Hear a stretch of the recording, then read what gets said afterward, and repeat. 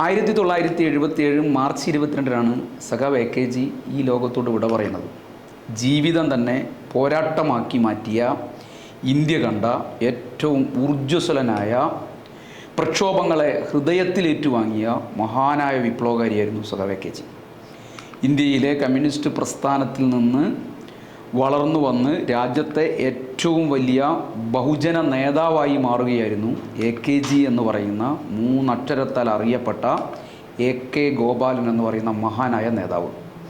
നവോത്ഥാന മുന്നേറ്റങ്ങളിലും ദേശീയ പ്രസ്ഥാനത്തിലും കോൺഗ്രസ് സോഷ്യലിസ്റ്റ് പാർട്ടിയിലും പിന്നീട് കമ്മ്യൂണിസ്റ്റ് പാർട്ടിയിലും എല്ലാം നേതൃത്വപരമായ പങ്കാണ് സഖാവ് AKG വഹിച്ചിരുന്നത്.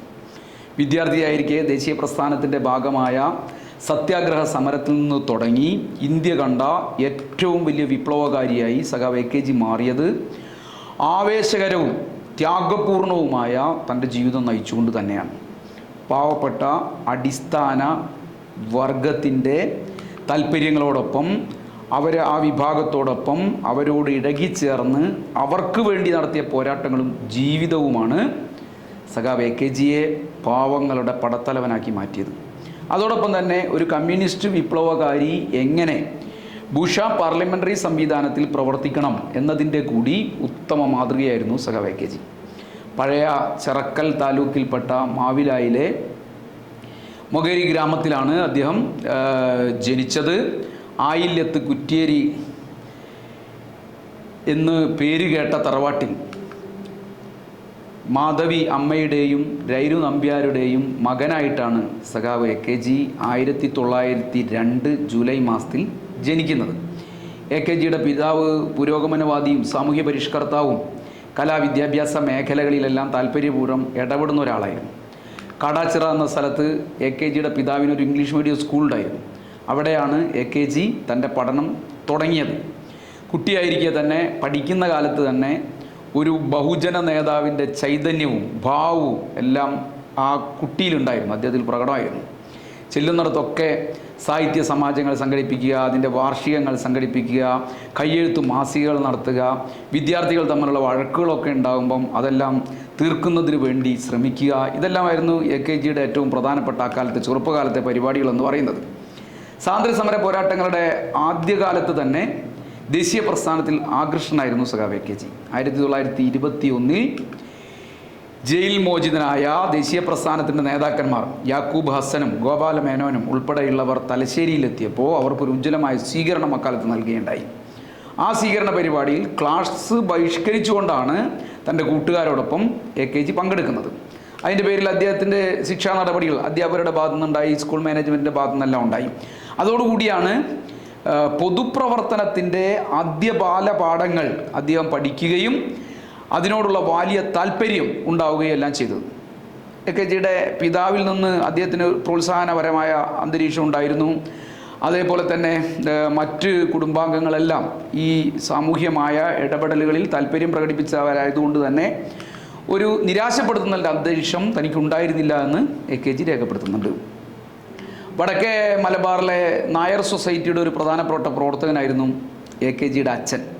ആരംഭം മുതൽ തന്നെ NSSൻ്റെ സെക്രട്ടറി ആയിരുന്നു അദ്ദേഹം. അക്കാലത്ത് നായന്മാർക്കിടയിലുള്ള ഉപജാതികൾ അങ്ങനെ തുടങ്ങിയിട്ടുള്ള ചില അനാചാരങ്ങൾ ഇതെല്ലാം ഇല്ലാതാക്കൽ, തളി വിചാരണ അങ്ങനെ തുടങ്ങിയ ദുരാചാരങ്ങളെല്ലാം അവസാനിപ്പിക്കലൊക്കെയായിരുന്നു ഈ സംഘടനയുടെ ഏറ്റവും പ്രധാനപ്പെട്ട ലക്ഷ്യമായി അന്ന് അവർ കണ്ടിരുന്നത്. സൊസൈറ്റി യോഗങ്ങളിലെല്ലാം അച്ഛനോടൊപ്പം സഖാവ് AKGയും പങ്കെടുത്തിരുന്നു. ചിലപ്പോഴൊക്കെ AKG അത്തരം യോഗങ്ങളിൽ പ്രസംഗിക്കുകയും ചെയ്തിരുന്നു എന്ന് ചരിത്രം രേഖപ്പെടുത്തിയിട്ടുണ്ട്. സാമൂഹ്യ പ്രവർത്തനത്തിൽ, രാഷ്ട്രീയ പ്രവർത്തനത്തിലെല്ലാം AKGക്ക് വലിയ ഊർജ്ജമായി മാറിയത് അദ്ദേഹത്തിൻ്റെ അമ്മയായിരുന്നു. അമ്മയുടെ പ്രോത്സാഹനം ഏറ്റവും പ്രധാനപ്പെട്ടായിരുന്നു. അദ്ദേഹത്തിൻ്റെ അമ്മ പലപ്പോഴും പറഞ്ഞിരുന്നത് 6 മാസം ജയിലിൽ കിടന്നാൽ പിന്നെ ഒരു 2 മാസം എന്നോടൊപ്പം വന്ന് അവന് താമസിച്ചുകൂടെ, എന്നിട്ട് അവൻ വീണ്ടും ജയിലിൽ പോയിക്കോട്ടെ എന്നെല്ലാം പറയുന്ന നിലയിലുള്ള പ്രോത്സാഹനകരമായ ഇടപെടലുകൾ അമ്മയുടെ ഭാഗത്തുനിന്ന് AKGക്ക് ഉണ്ടായിരുന്നുവെന്നും അത് കുറേ കൂടി ഊർജ്ജമായിരുന്നുവെന്നും അദ്ദേഹം രേഖപ്പെടുത്തുന്നുണ്ട്. അതേപോലെ തന്നെ സാമൂഹിക രാഷ്ട്രീയ പ്രവർത്തനങ്ങളിൽ എപ്പോഴും AKGക്ക് ഈ പറയുന്ന നിലയിൽ തന്നെ താങ്ങും തണലും എല്ലാമായി അമ്മ മാറി എന്നുള്ളത് ഒരു ഉജ്ജ്വലനായ വിപ്ലവകാരിയെ AKGയിൽ വളർത്തിയെടുക്കുന്നതിൽ ഏറ്റവും പ്രധാനപ്പെട്ട പങ്കുവഹിച്ച കാര്യമാണ്. വിദ്യാഭ്യാസ കാലത്തിന് ശേഷം AKG അധ്യാപകനായിട്ടാണ് ജീവിതം ആരംഭിച്ചത്. 7 വർഷമാണ് അദ്ദേഹം അധ്യാപക വൃത്തിയിൽ ഏർപ്പെട്ടത്. പെരളശ്ശേരി ബോർഡ് ഹൈസ്കൂൾ, ചൊവ്വ ഹൈസ്കൂൾ, നമ്മുടെ കോഴിക്കോട്ടെ മദ്രസത്തുൽ മുഹമ്മദിയ സ്കൂൾ, അതായത് ഇന്നത്തെ MMS സ്കൂൾ, പരപ്പിലെ MMS സ്കൂൾ ഉൾപ്പെടെയുള്ള സ്കൂളുകളിലെല്ലാം അദ്ദേഹം അധ്യാപകനായി ജോലി നോക്കിയിരുന്നു. ജോലി ചെയ്തിരുന്ന ഒരു കാലത്ത് ഒരു മാതൃകാ അധ്യാപകൻ എന്ന നിലയിലാണ് സഖാവ് AKG അറിയപ്പെട്ടിരുന്നത്. അദ്ദേഹത്തിൻ്റെ വിദ്യാർത്ഥിയായിരുന്നു KA കേരളീയൻ. AKGയെ അനുസ്മരിച്ചുകൊണ്ട് അദ്ദേഹം പറഞ്ഞ വാക്കുകൾ വളരെ പ്രധാനപ്പെട്ടതാണ്. AK ഗോപാലൻ മാസ്റ്റർ എന്നായിരുന്നു കുട്ടികൾ അദ്ദേഹത്തെ ആ കാലത്ത് വിളിച്ചിരുന്നത്. Peralassery higher secondary English medium സ്കൂളിലെ കേരളീയൻ്റെ അധ്യാപകനായിരുന്നു AKG. അത് ആ നിലയിലാണ് കേരളീയൻ സ്മരിക്കുന്നത്. AKGയുടെ ഇംഗ്ലീഷ് ക്ലാസ്സിലിരിക്കുക എന്നുള്ളത് വിദ്യാർത്ഥികൾക്കെല്ലാം പ്രത്യേകം സന്തോഷകരമായ ഒരു അനുഭവമായിരുന്നു എന്ന് കേരളീയൻ ഓർക്കുന്നു. തമാശകൾ പറഞ്ഞും ചിരിപ്പിച്ചുകൊണ്ടെല്ലാമുള്ള പഠിപ്പിക്കലായിരുന്നു AKGയുടെ പഠന രീതി. പഠിക്കാനുള്ള കാര്യങ്ങളെല്ലാം കൊച്ചു കൊച്ചു ഇംഗ്ലീഷ് വാക്യങ്ങളിൽ പഠന സാമഗ്രികളുടെ സഹായത്തോടു കൂടി പഠിപ്പിച്ചു തരുന്ന AKGയുടെ മാതൃക എല്ലാ കുട്ടികൾക്കും വളരെ ഹൃദ്യമായിരുന്നു, എളുപ്പമായിരുന്നു എന്ന് കേരളീയൻ AKG എന്ന അധ്യാപകനെ സ്മരിക്കുന്നുണ്ട്. സ്കൂൾ അധ്യാപകനായിരിക്കുമ്പോൾ തന്നെ സ്കൂളിൽ പഠിപ്പിക്കുന്നതോടൊപ്പം തന്നെ നാട്ടിൻ പ്രദേശത്ത് നിശാ പാഠശാലകൾ നടത്തുക, വായനശാലകൾ സംഘടിപ്പിക്കുക, അതിൻ്റെ പ്രവർത്തനങ്ങൾ ഏറ്റെടുക്കുക, അതിനെ സജീവമായി നിലനിർത്തുക തുടങ്ങിയ പണിയെല്ലാം സഖാവ് AKG അക്കാലത്ത് എടുത്തിരുന്നു. രാജ്യത്താകെ ദേശീയ പ്രസ്ഥാനം ശക്തി പ്രാപിക്കുന്ന അക്കാലത്ത് നടന്ന ഓരോ സംഭവങ്ങളും AKG സസൂക്ഷ്മം നിരീക്ഷിച്ചു. ആ ഓരോ സംഭവങ്ങളും അദ്ദേഹത്തിൽ ആവേശപൂർവ്വം അഗാധമായ സാന്നിധ്യമുണ്ടാക്കി എന്നുള്ളതാണ് ചരിത്രം രേഖപ്പെടുത്തിയിട്ടുള്ളത്. 1928 മുതൽ ദേശീയ പ്രസ്ഥാനം കുറേ കൂടി ശക്തിപ്പെടുന്ന ഒരു സാഹചര്യം ഉണ്ടായി. വിദേശ വസ്ത്ര ബഹിഷ്കരണം ഉൾപ്പെടെയുള്ള സമരങ്ങൾ ശക്തിപ്പെടാൻ വേണ്ടി തുടങ്ങി. ഗാന്ധി പ്രചാരണം അതിൻ്റെ ഭാഗമായി വളരെ ശക്തമായ നിലയിൽ നടന്നു. ഇതിലെല്ലാം സഖാവ് AKG താല്പര്യപൂർവ്വം പങ്കെടുത്തു. 1930 ആയപ്പോഴത്തേക്കും ഈ പോരാട്ടങ്ങളിലേക്ക് എടുത്തു ചാടാൻ തയ്യാറെടുക്കുകയായിരുന്നു സഖാവ് AKG. ഈ സമരങ്ങളെല്ലാം വളരെ സൂക്ഷ്മമായി നിരീക്ഷിച്ചുകൊണ്ട് ചെയ്തത്. രാജ്യം എല്ലായിടത്തും ദേശീയ പ്രസ്ഥാനം വലിയ മുന്നേറ്റം നടത്തിക്കൊണ്ടിരിക്കുകയാണ്. പോരാട്ടങ്ങൾ, സമരങ്ങളെല്ലാം തളച്ചുമറിയുന്ന ഒരു കാലമായിരുന്നു അത്. ആ കാലത്ത് ദേശീയ പ്രസ്ഥാനത്തിൽ അണിചേരുക, പൂർണ്ണമായും പങ്കെടുക്കുക എന്നുള്ള ത്വരയിലേക്ക് സഖാവ് AKG മാറിയുണ്ടായി. 1921 കോൺഗ്രസിൻ്റെ അലഹബാദ് സമ്മേളനം നടക്കുന്നത്. ആ സമ്മേളനത്തിലാണ് കമ്മ്യൂണിസ്റ്റുകാരായ മൗലാന ഹസ്രത്ത് മൊഹാനിയും സ്വാമി കൃഷ്ണാനന്ദ ഉൾപ്പെടെയുള്ളവർ അവതരിപ്പിച്ചിട്ടുള്ള സമ്പൂർണ്ണ സ്വാതന്ത്ര്യ പ്രമേയം, അതായത് ഇന്ത്യക്ക് സമ്പൂർണമായ സ്വാതന്ത്ര്യമാണ് വേണ്ടത് എന്നുള്ള പ്രമേയം, കമ്മ്യൂണിസ്റ്റ് പാർട്ടിയുടെ പൊതു നിലപാട് അക്കാലത്ത് സോഷ്യലിസ്റ്റായിരുന്ന മൗലാന ഹസ്രത്ത് മൊഹാനി കോൺഗ്രസിൻ്റെ സമ്മേളനത്തിൽ അവതരിപ്പിക്കുകയാണ്. സ്വാമി കൃഷ്ണാനന്ദ അതിന് പിന്തുണ നൽകുകയാണ് ഉണ്ടായിരുന്നത്. ആ പ്രമേയത്തെ ഗാന്ധിയുടെ നേതൃത്വത്തിൽ പരാജയപ്പെടുത്തുകയായിരുന്നു ചെയ്തിരുന്നത്. പക്ഷേ അത് അക്കാലത്തൊരു വലിയ വാർത്തയൊക്കെ ആയിട്ട് ഈ പുരോഗമനവാദികളായ മനസ്സിനകത്ത് വലിയ സ്വാധീനം ഉണ്ടാക്കിയെങ്കിലും 1928 ആകുമ്പോഴത്തേക്കും ഇന്ത്യൻ നാഷണൽ കോൺഗ്രസ് ഈ പറയുന്ന പൂർണ്ണ സ്വാതന്ത്ര്യം എന്ന് പറയുന്ന പ്രമേയം അംഗീകരിക്കുകയാണ്. 1928 നെഹ്റു കോൺഗ്രസിൻ്റെ പ്രസിഡന്റെല്ലാമായി തിരഞ്ഞെടുക്കപ്പെട്ട കൽക്കത്ത സമ്മേളനത്തോടുകൂടി. ഇത് വളരെ വലിയ ആവേശമാണ് പുരോഗമനവാദികളിൽ അക്കാലത്ത് ഉണ്ടാക്കിയത്. സമ്പൂർണ്ണ സ്വാതന്ത്ര്യം എന്നുള്ള മുദ്രാവാക്യം ദേശീയ പ്രസ്ഥാനം തന്നെ ഏറ്റെടുത്തിരിക്കുന്നു. നെഹ്റു കോൺഗ്രസിൻ്റെ പ്രസിഡന്റായി. ഇതെല്ലാം ഒരു ആവേശകരമായ അന്തരീക്ഷം പുരോഗമനവാദികളായ മനുഷ്യരിൽ അക്കാലത്ത് ഉണ്ടാക്കുകയുണ്ടായി. അതേപോലെ തന്നെയാണ് ലോക മുതലാളിത്ത സമ്പദ് വ്യവസ്ഥയെ അഗാധമായ നിലയിലേക്ക് പ്രതിസന്ധിയിലേക്ക് കൊണ്ടുപോയ 30കളിലെ വലിയ പ്രതിസന്ധി ഉണ്ടായത്. മുതലാളിത്ത സാമ്പത്തിക പ്രതിസന്ധി. ആ പ്രതിസന്ധിയുടെ എല്ലാ ദുരിതവും അനുഭവിച്ചിരുന്നത് സാധാരണ മനുഷ്യരായിരുന്നു. അതുകൊണ്ട് തന്നെ സാധാരണ ജനങ്ങളുടെ ജീവിതം ദുരിതപൂർണമാവുന്ന അവസ്ഥ മറുഭാഗത്തും ഉണ്ടായി. ഇന്ത്യയിലെ ഇടത്തരക്കാർ ഉൾപ്പെടെയുള്ള മനുഷ്യർ ഇത്തരമൊരു ദുരിതപൂർണമായ കാലത്ത് ദേശീയ സ്വാതന്ത്ര്യ സമര പ്രസ്ഥാനത്തിലേക്കും വിവിധങ്ങളായ ബഹുജന സമരങ്ങളിലേക്കുമെല്ലാം ആകർഷിക്കപ്പെടുന്ന ഒരു സാഹചര്യം രാജ്യത്താകെ രൂപപ്പെട്ടു വന്നു. ആ സാഹചര്യത്തിനെല്ലാം ഊർജം പകരുന്ന നിലയിലേക്ക് ഗാന്ധി തൻ്റെ ചരിത്രപ്രസിദ്ധമായ ദണ്ഡി യാത്ര ഈ കാലത്ത് തന്നെ ആരംഭിക്കുകയും ചെയ്തു. രാജ്യത്ത് ദേശാഭിമാനികളായ മനുഷ്യരാകെ ആവേശപൂർവം നിയമലംഘന പ്രസ്ഥാനത്തിന് പിന്നിൽ അണിനിരക്കുന്ന സാഹചര്യം രൂപപ്പെട്ടു വന്നു. അതോടൊപ്പം തന്നെ കേരളത്തിലും ഇതിൻ്റെ വലിയ നിലയിലേക്കുള്ള സമരങ്ങളും പ്രക്ഷോഭങ്ങളും രൂപപ്പെട്ടു വരികയുണ്ടായി. 1930 ഏപ്രിൽ 13 കെ കേളപ്പൻ്റെ നേതൃത്വത്തിൽ കോഴിക്കോട്ടു നിന്നൊരു ജാഥ പയ്യന്നൂരിലേക്ക് പുറപ്പെടുന്നത്. ഉപ്പുകുറുക്കി നിയമം ലംഘിക്കുന്നതിന് വേണ്ടി നടത്തിയ ചരിത്രപരമായ ജാഥയായിരുന്നു കോഴിക്കോട്ട് നിന്ന് സഖാവ് കൃഷ്ണപിള്ള ഉൾപ്പെടെ മുഹമ്മദ് റഹ്മാൻ സാഹിബ് ഉൾപ്പെടെയുള്ളവരുടെ നേതൃത്വത്തിൽ അങ്ങോട്ട് പോകുന്നത്. സഖാവ് കൃഷ്ണപിള്ളയായിരുന്നു ആ ജാഥയുടെ 32 അംഗങ്ങളടങ്ങിയ സ്ഥിരം ഗ്രൂപ്പിൻ്റെ ലീഡർ. കൃഷ്ണപിള്ള അക്കാലത്ത് ഈ ജാഥയിൽ പാടിയ വാഴുക ഭാരത സമൂഹം എന്നാരംഭിക്കുന്ന വളരെ പ്രസിദ്ധമായ, പിന്നീട് ജനങ്ങളാകെ ഹൃദയത്തിൽ ഏറ്റുവാങ്ങിയ ബ്രിട്ടീഷ് വിരുദ്ധ പാട്ട് ഈ ജാഥയിൽ ഇടിമുഴക്കം പോലെയാണ് ജാഥയിൽ പാടിയത്. ജാഥ കടന്നുപോയ വഴികളിലെല്ലാം ജനങ്ങൾ ഏറ്റെടുത്തത്. ആ നിലയിലേക്ക് ആവേശകരമായ അനുഭവമായിരുന്നു ഈ പറയുന്ന ജാഥ AKG ഉൾപ്പെടെയുള്ള ദേശീയവാദികളിൽ അക്കാലത്തുണ്ടാക്കിയത്. ഏപ്രിൽ 12-നാണ് ബ്രിട്ടീഷ് അധികാരികളെ ഞെട്ടിച്ചുകൊണ്ട് പയ്യന്നൂരിലെ ഒളിയത്ത് കടവിൽ ചരിത്രപ്രസിദ്ധമായ ഉപ്പുകുറുക്കൽ സമരം നടക്കുന്നത്. നേതാക്കളെയും പ്രവർത്തകരെയും എല്ലാം അറസ്റ്റ് ചെയ്തും ഭീകരമായി മർദ്ദിച്ചും എല്ലാം സമരത്തെ തകർക്കാൻ വേണ്ടി ശ്രമിച്ചിടത്തു നിന്നാണ് വലിയ ആവേശത്തോടുകൂടി ഈ മർദ്ദനങ്ങളെയും അതേപോലെ തന്നെ അറസ്റ്റിനെയും എല്ലാം ആവേശമാക്കി മാറ്റിയെടുത്തുകൊണ്ട് ഉപ്പുകുറുക്കൽ സമരത്തിലേക്ക് ആ ജാഥ എത്തുന്നത്, നാടെത്തുന്നത്. ജാഥക്ക് വഴിനീള ഗംഭീരമായ സ്വീകരണങ്ങളായിരുന്നു ലഭിച്ചിരുന്നത് എന്ന് ചരിത്രം രേഖപ്പെടുത്തിയിട്ടുണ്ട്. കണ്ണൂരിലെ ചൊവ്വയിൽ ജാഥക്ക് നൽകിയ സ്വീകരണം അതിഗംഭീരമായിരുന്നു. അതിൻ്റെ നേതൃത്വം സഖാവ് AKGക്ക് ആയിരുന്നു. അദ്ദേഹത്തിൻ്റെ നേതൃത്വത്തിൽ ആയിരക്കണക്കായ ആളുകൾ പങ്കെടുത്തുകൊണ്ട് തന്നെ ആ ജാഥക്ക് സ്വീകരണം നൽകുകയുണ്ടായി. ആ ജാഥയിലെ കേളപ്പൻ്റെ പ്രസംഗം AKG തൻ്റെ ഹൃദയത്തിൽ വലിയ സ്വാധീനം ഉണ്ടാക്കിയെന്ന് രേഖപ്പെടുത്തിയിട്ടുള്ള പ്രസംഗമാണ്. അദ്ദേഹത്തിൻ്റെ ജീവിതത്തിലെ ഒരു വഴിത്തിരിവായി മാറിയത് ഇതാണ് എന്ന് AKGയുടെ ആത്മകഥയായ എൻ്റെ ജീവിതകഥയിൽ അദ്ദേഹം രേഖപ്പെടുത്തിയിട്ടുണ്ട്. അത് ഇങ്ങനെയായിരുന്നു: രണ്ട് ചിന്താധാരകൾ തമ്മിൽ മനസ്സിൽ വലിയ സംഘർഷമായിരുന്നു ആ കാലത്ത് നടന്നുകൊണ്ടിരുന്നത്. എനിക്ക് രാത്രി ഉറങ്ങാൻ കഴിഞ്ഞില്ല. എല്ലാം ഉപേക്ഷിച്ച് സമരത്തിൽ ചേരാൻ എൻ്റെ മനസാക്ഷി എന്നെ ഉപദേശിച്ചു. അതിൻ്റെ അർത്ഥം എൻ്റെ ആളുകളോട്, കുടുംബങ്ങളോടെല്ലാം യാത്ര പറയുകയും എൻ്റെ പ്രിയപ്പെട്ട അച്ഛനും കുടുംബാംഗങ്ങളും എല്ലാം അവരുടെ എല്ലാം കഠിനമായ വിരോധം നേടുകയും എല്ലാം ആയിരിക്കും ഇതിൻ്റെ ഒരു ഫലം. എൻ്റെ അമ്മയും എൻ്റെ കുടുംബവും എല്ലാം വലിയ നിലയിലേക്ക് കഷ്ടപ്പെടും. സുഖഭോഗങ്ങളും സൗകര്യങ്ങളും ഒന്നും കൂടാതെ എനിക്ക് കഴിയേണ്ടി വരും. മിക്കവാറും മറ്റുള്ളവരെ ആശ്രയിച്ചായിരിക്കും കഴിയേണ്ടി വരിക. പലരുടെയും നിന്ദ ആ ഘട്ടങ്ങളിൽ ഏൽക്കേണ്ടി വരും, അത് സഹിക്കേണ്ടി വരികയൊക്കെ ചെയ്യും. എൻ്റെ ജോലി എനിക്ക് നഷ്ടപ്പെടും, വലിയ കഷ്ടപ്പാടുകൾ സഹിക്കേണ്ടി വരും. ഇതൊക്കെ തൻ്റെ ജീവിതത്തിൽ ഉണ്ടാവുമെന്ന് ഞാൻ കണക്കുകൂട്ടി. എന്നാൽ ഭീകരമായ മർദ്ദനങ്ങളിൽപ്പെട്ട് ജീവച്ഛവമായി മാറേണ്ടി വരുന്നവരുടെ എണ്ണം രാജ്യത്ത് കൂടിക്കൊണ്ടിരിക്കുകയാണ്.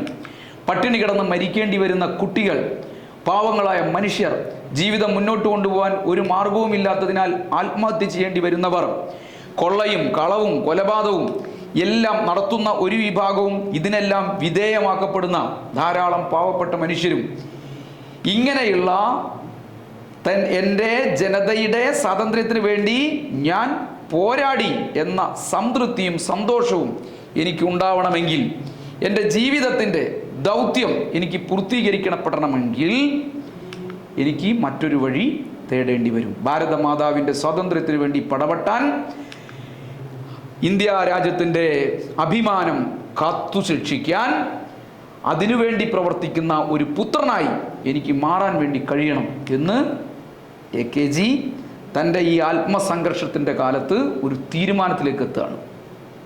ഇങ്ങനെയുള്ള ധാരാളം ചിന്തകളിലൂടെ എല്ലാം കടന്നുപോയ, കൂട്ടിയും കുറച്ചും ഇതിൻ്റെ പ്രത്യാഘാതങ്ങളെക്കുറിച്ചെല്ലാം വളരെ കൃത്യമായി ജീവിതത്തിലൂടെ കടന്നുപോയ സഖാവ് AKG ഈ ആത്മസംഘർഷങ്ങൾക്കെല്ലാം ഒടുവിൽ സ്വാതന്ത്ര്യ സമര പോരാളിയായി മാറാൻ തീരുമാനിക്കുകയായിരുന്നു. അങ്ങനെ പോരാളിയാവുകയായിരുന്നു. ഓരോ പോരാട്ടങ്ങളിലും വിജയശ്രീലാളിതനായി പ്രവർത്തിക്കുകയായിരുന്നു. അദ്ദേഹം അധ്യാപക ജോലി രാജിവെച്ചു. കണ്ണൂരിൽ നിന്ന് കോഴിക്കോട്ടേക്ക് ഉപ്പ് സത്യാഗ്രഹത്തിൽ പങ്കെടുക്കുന്നതിന് വേണ്ടി പോരുകയുണ്ടായി. തുടർന്ന് കോഴിക്കോട്ട് വെച്ചാണ് അദ്ദേഹം ജയിലിൽ അടയ്ക്കപ്പെടുന്നത്.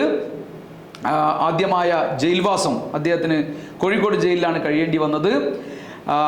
ആദ്യം അദ്ദേഹത്തെ കണ്ണൂർ ജയിലിലും, കോഴിക്കോട്ട് നിന്ന് കണ്ണൂർ ജയിലിലും പിന്നീട് വിയ്യൂർ ജയിലിലെല്ലാം കൊണ്ടുപോയി തടവിലിട്ടു. 1931 ആകുമ്പോഴത്തേക്കും ഗാന്ധി ഇർവിൻ സന്ധിയെ തുടർന്ന് ഗാന്ധി ജയിൽ മോചിതനായി. അതിനുശേഷം മലബാറിലാകെ കോൺഗ്രസും സ്വാതന്ത്ര്യ സമര പ്രസ്ഥാനവും എല്ലാം സംഘടിപ്പിക്കുന്ന പ്രവർത്തനത്തിൽ സഖാവ് AKG സജീവമായി ഇടപെട്ടു. 6 മാസം അദ്ദേഹം വയനാട്ടിൽ താമസിച്ച് പ്രവർത്തിക്കുന്നുണ്ട്.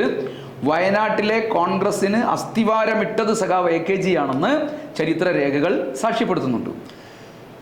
ഈ ഒരു പ്രവർത്തനമെല്ലാം, വയനാട്ടിലെ പ്രവർത്തനവും മലബാറിലെ പ്രവർത്തനവുമെല്ലാം AKGയെ മലബാറിൽ തന്നെ വലിയ നിലയിൽ ജനങ്ങൾ ആകർഷിക്കുന്ന ഒരു പ്രഭാഷകനും നേതാവുമാക്കി മാറ്റിയിരുന്നു.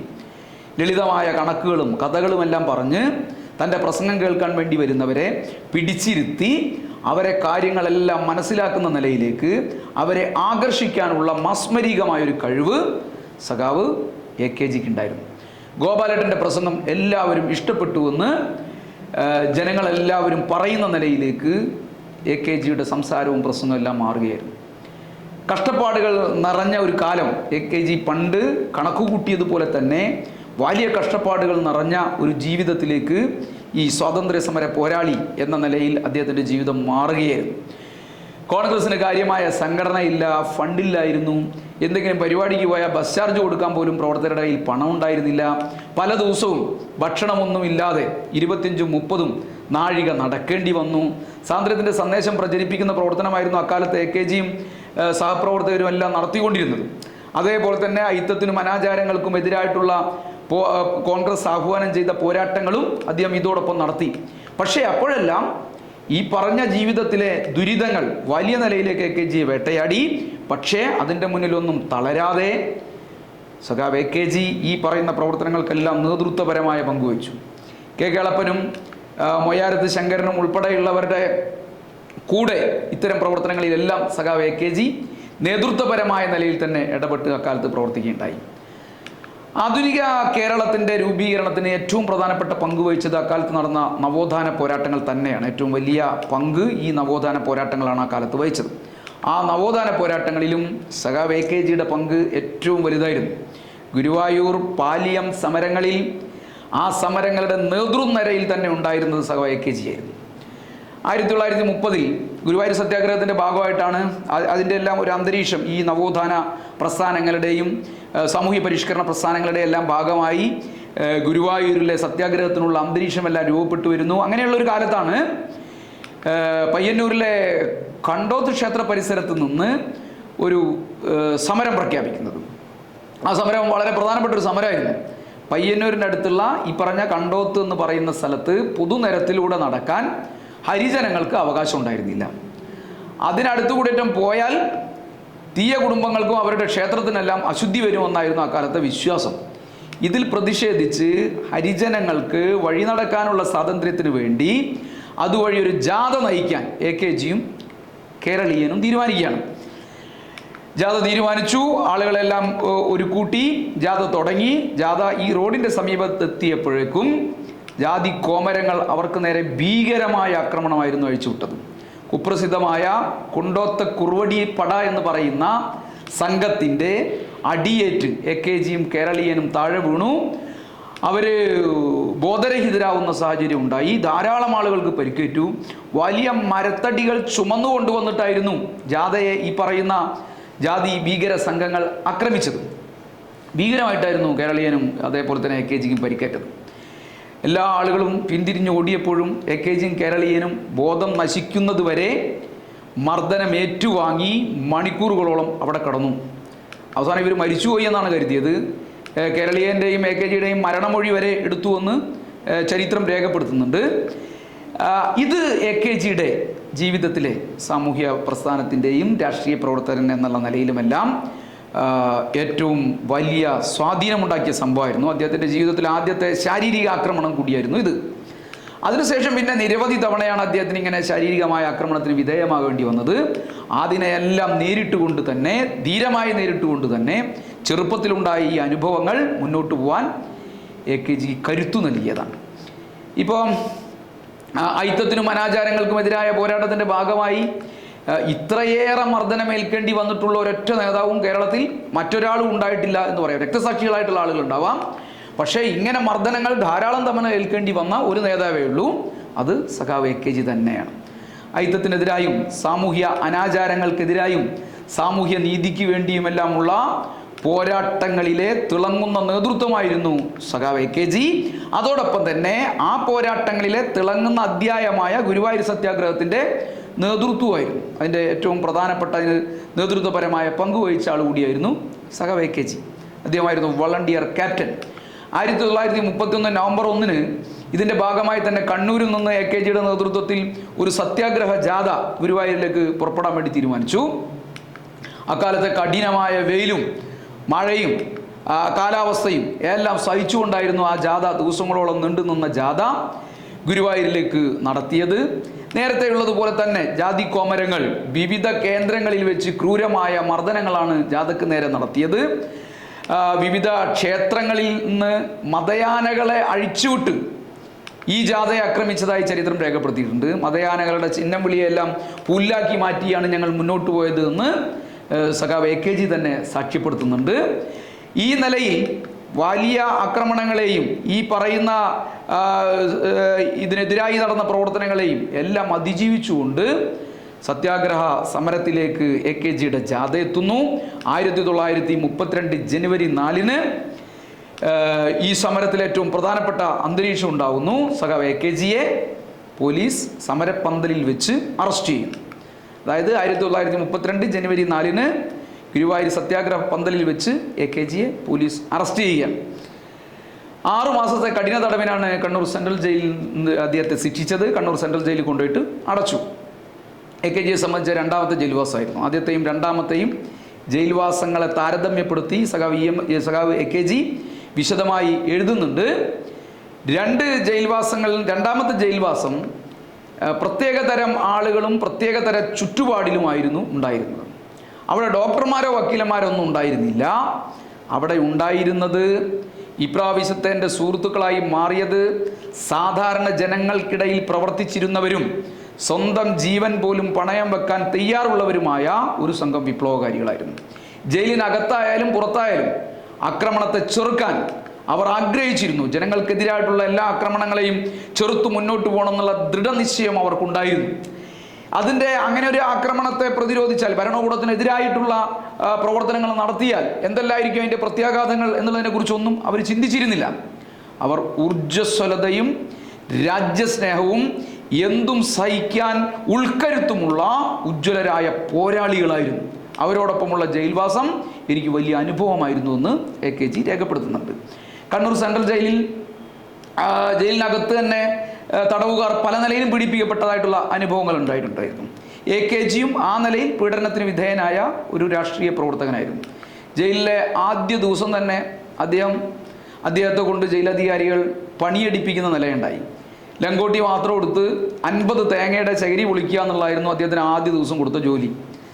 തടവുകാരുടെ എണ്ണം ഇങ്ങനെ വർദ്ധിച്ചോടെ പല ആളുകളും ജോലി ചെയ്യാൻ വിസമ്മതിച്ചിരുന്നു. ആദ്യഘട്ടങ്ങളിലെല്ലാം കുറച്ച് ആളുകളേ ഉള്ളൂ. അധികാരികൾ നിർബന്ധിച്ച് അവരെ കൊണ്ട് പണിയെടുപ്പിച്ചു.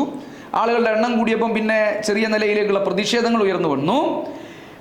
AKG പറഞ്ഞ ആദ്യഘട്ടത്തിലെല്ലാം ഇങ്ങനെ ജോലി ചെയ്തെങ്കിലും പിന്നീട് തടവുകാരുടെ പ്രതിഷേധത്തിൽ പങ്കുചേർന്നു, ജോലി ചെയ്യാൻ വിസമ്മതിച്ചു.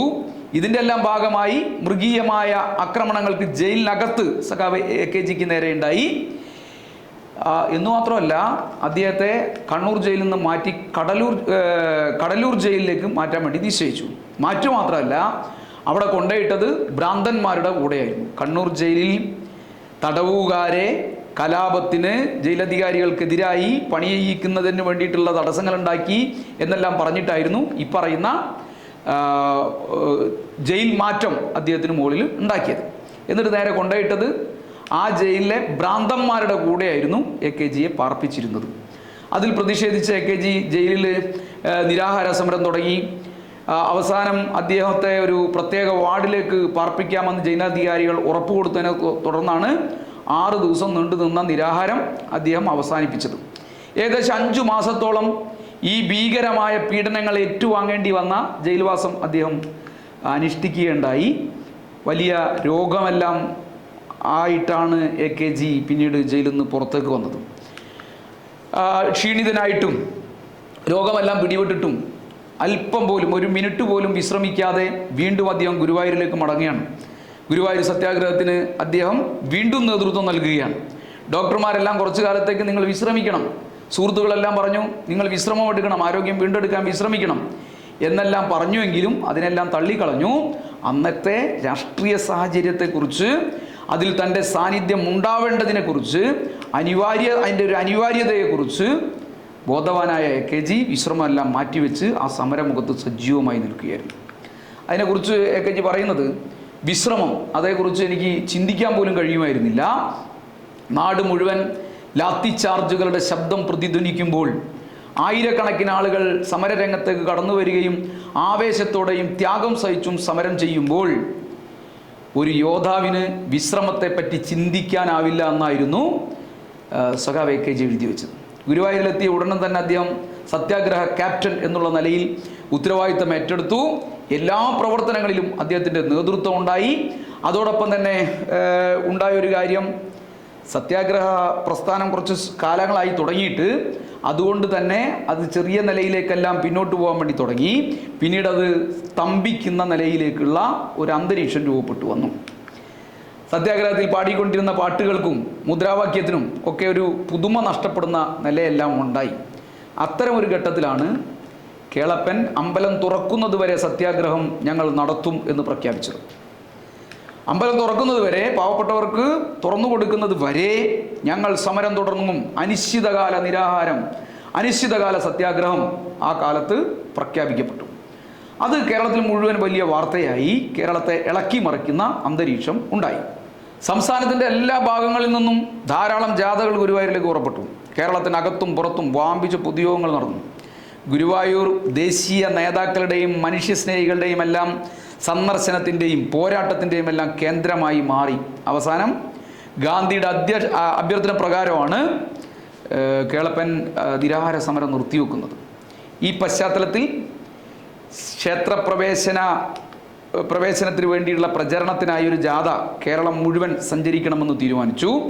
അതിൻ്റെ നേതൃത്വവും സഖാവ് AKGക്ക് തന്നെയായിരുന്നു. AKG ഉൾപ്പെടെ 20 സത്യാഗ്രഹികൾ പൂർണ്ണമായും ഈ പ്രചരണ ജാഥക്കകത്ത് നേതൃത്വം കൊടുത്തു. കൊച്ചിയിലും തിരുവിതാംകൂറിലും മലബാറിലുമായി ഏകദേശം 10,000 നാഴികയോളം ജാഥ കാൽനടയായി സഞ്ചരിച്ചു എന്നാണ് രേഖപ്പെടുത്തപ്പെട്ടത്.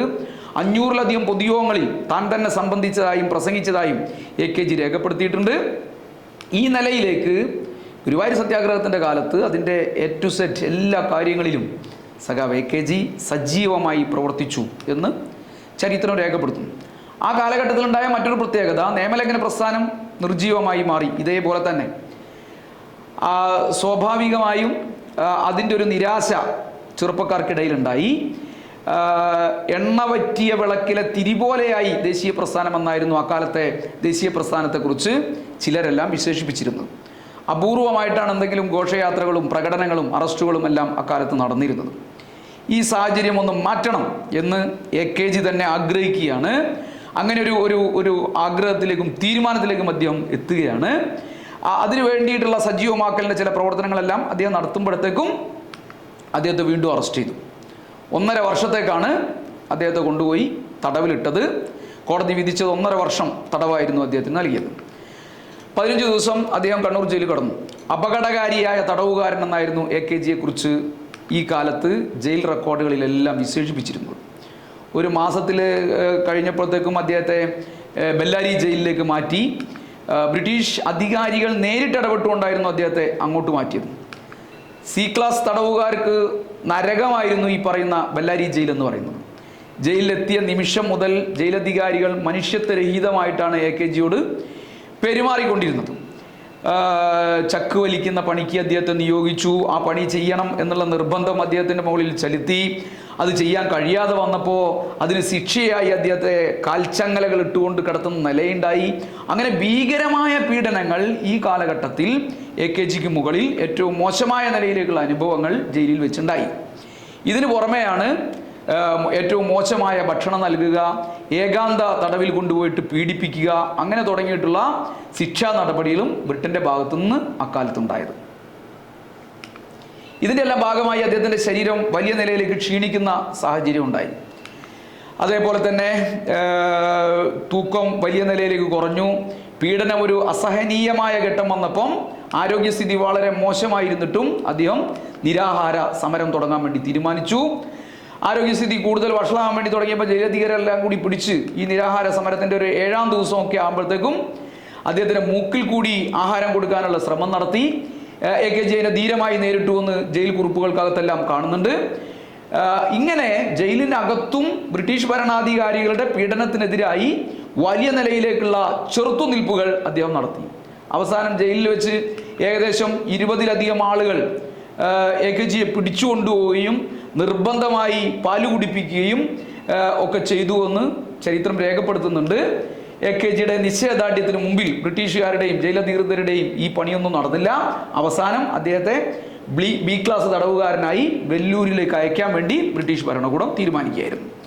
1933 അദ്ദേഹം പിന്നീട് ജയിൽ മോചിതനായി മാറുന്നത്. വെല്ലൂർ ജയിലിലെ ജീവിതം AKGക്ക് വലിയ മാറ്റങ്ങളാണ് അദ്ദേഹത്തിൻ്റെ ജീവിതത്തിൽ ഉണ്ടാക്കിയത്. ഗാന്ധിയൻ സത്യാഗ്രഹ പരിപാടികളിലും അതിൻ്റെ മോചനമാർഗം എന്നുള്ള നിലയിൽ അഹിംസയിലുമെല്ലാം അദ്ദേഹത്തിന് ഉണ്ടായിരുന്ന വിശ്വാസമെല്ലാം അതേ ആ ഒരു കാലത്ത് നഷ്ടപ്പെടാൻ വേണ്ടി തുടങ്ങി എന്നുള്ളതാണ് ചരിത്രം രേഖപ്പെടുത്തിയിട്ടുള്ളത്. AKG തന്നെ സാക്ഷ്യപ്പെടുത്തുന്നത്.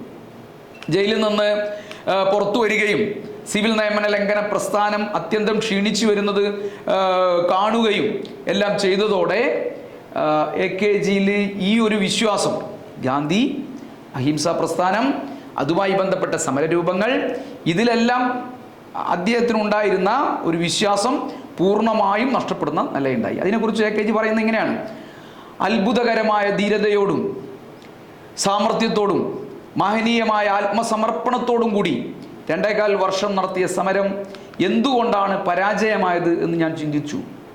രാജേന്ദ്ര പ്രസാദിനെ പോലെയുള്ള നേതാക്കളുടെ അഭിപ്രായത്തിൽ ജനങ്ങൾ ത്യാഗസന്നദ്ധരായിരുന്നു. ജയിലിൽ പോകാനും മർദ്ദനം സഹിക്കാനും എല്ലാം അവർ തയ്യാറായിരുന്നു. പക്ഷേ സാമ്പത്തിക നഷ്ടം സഹിക്കാൻ അവർക്ക് കഴിയുമായിരുന്നില്ല. അതുകൊണ്ടായിരുന്നു സമരം വിജയിക്കാതിരുന്നത്.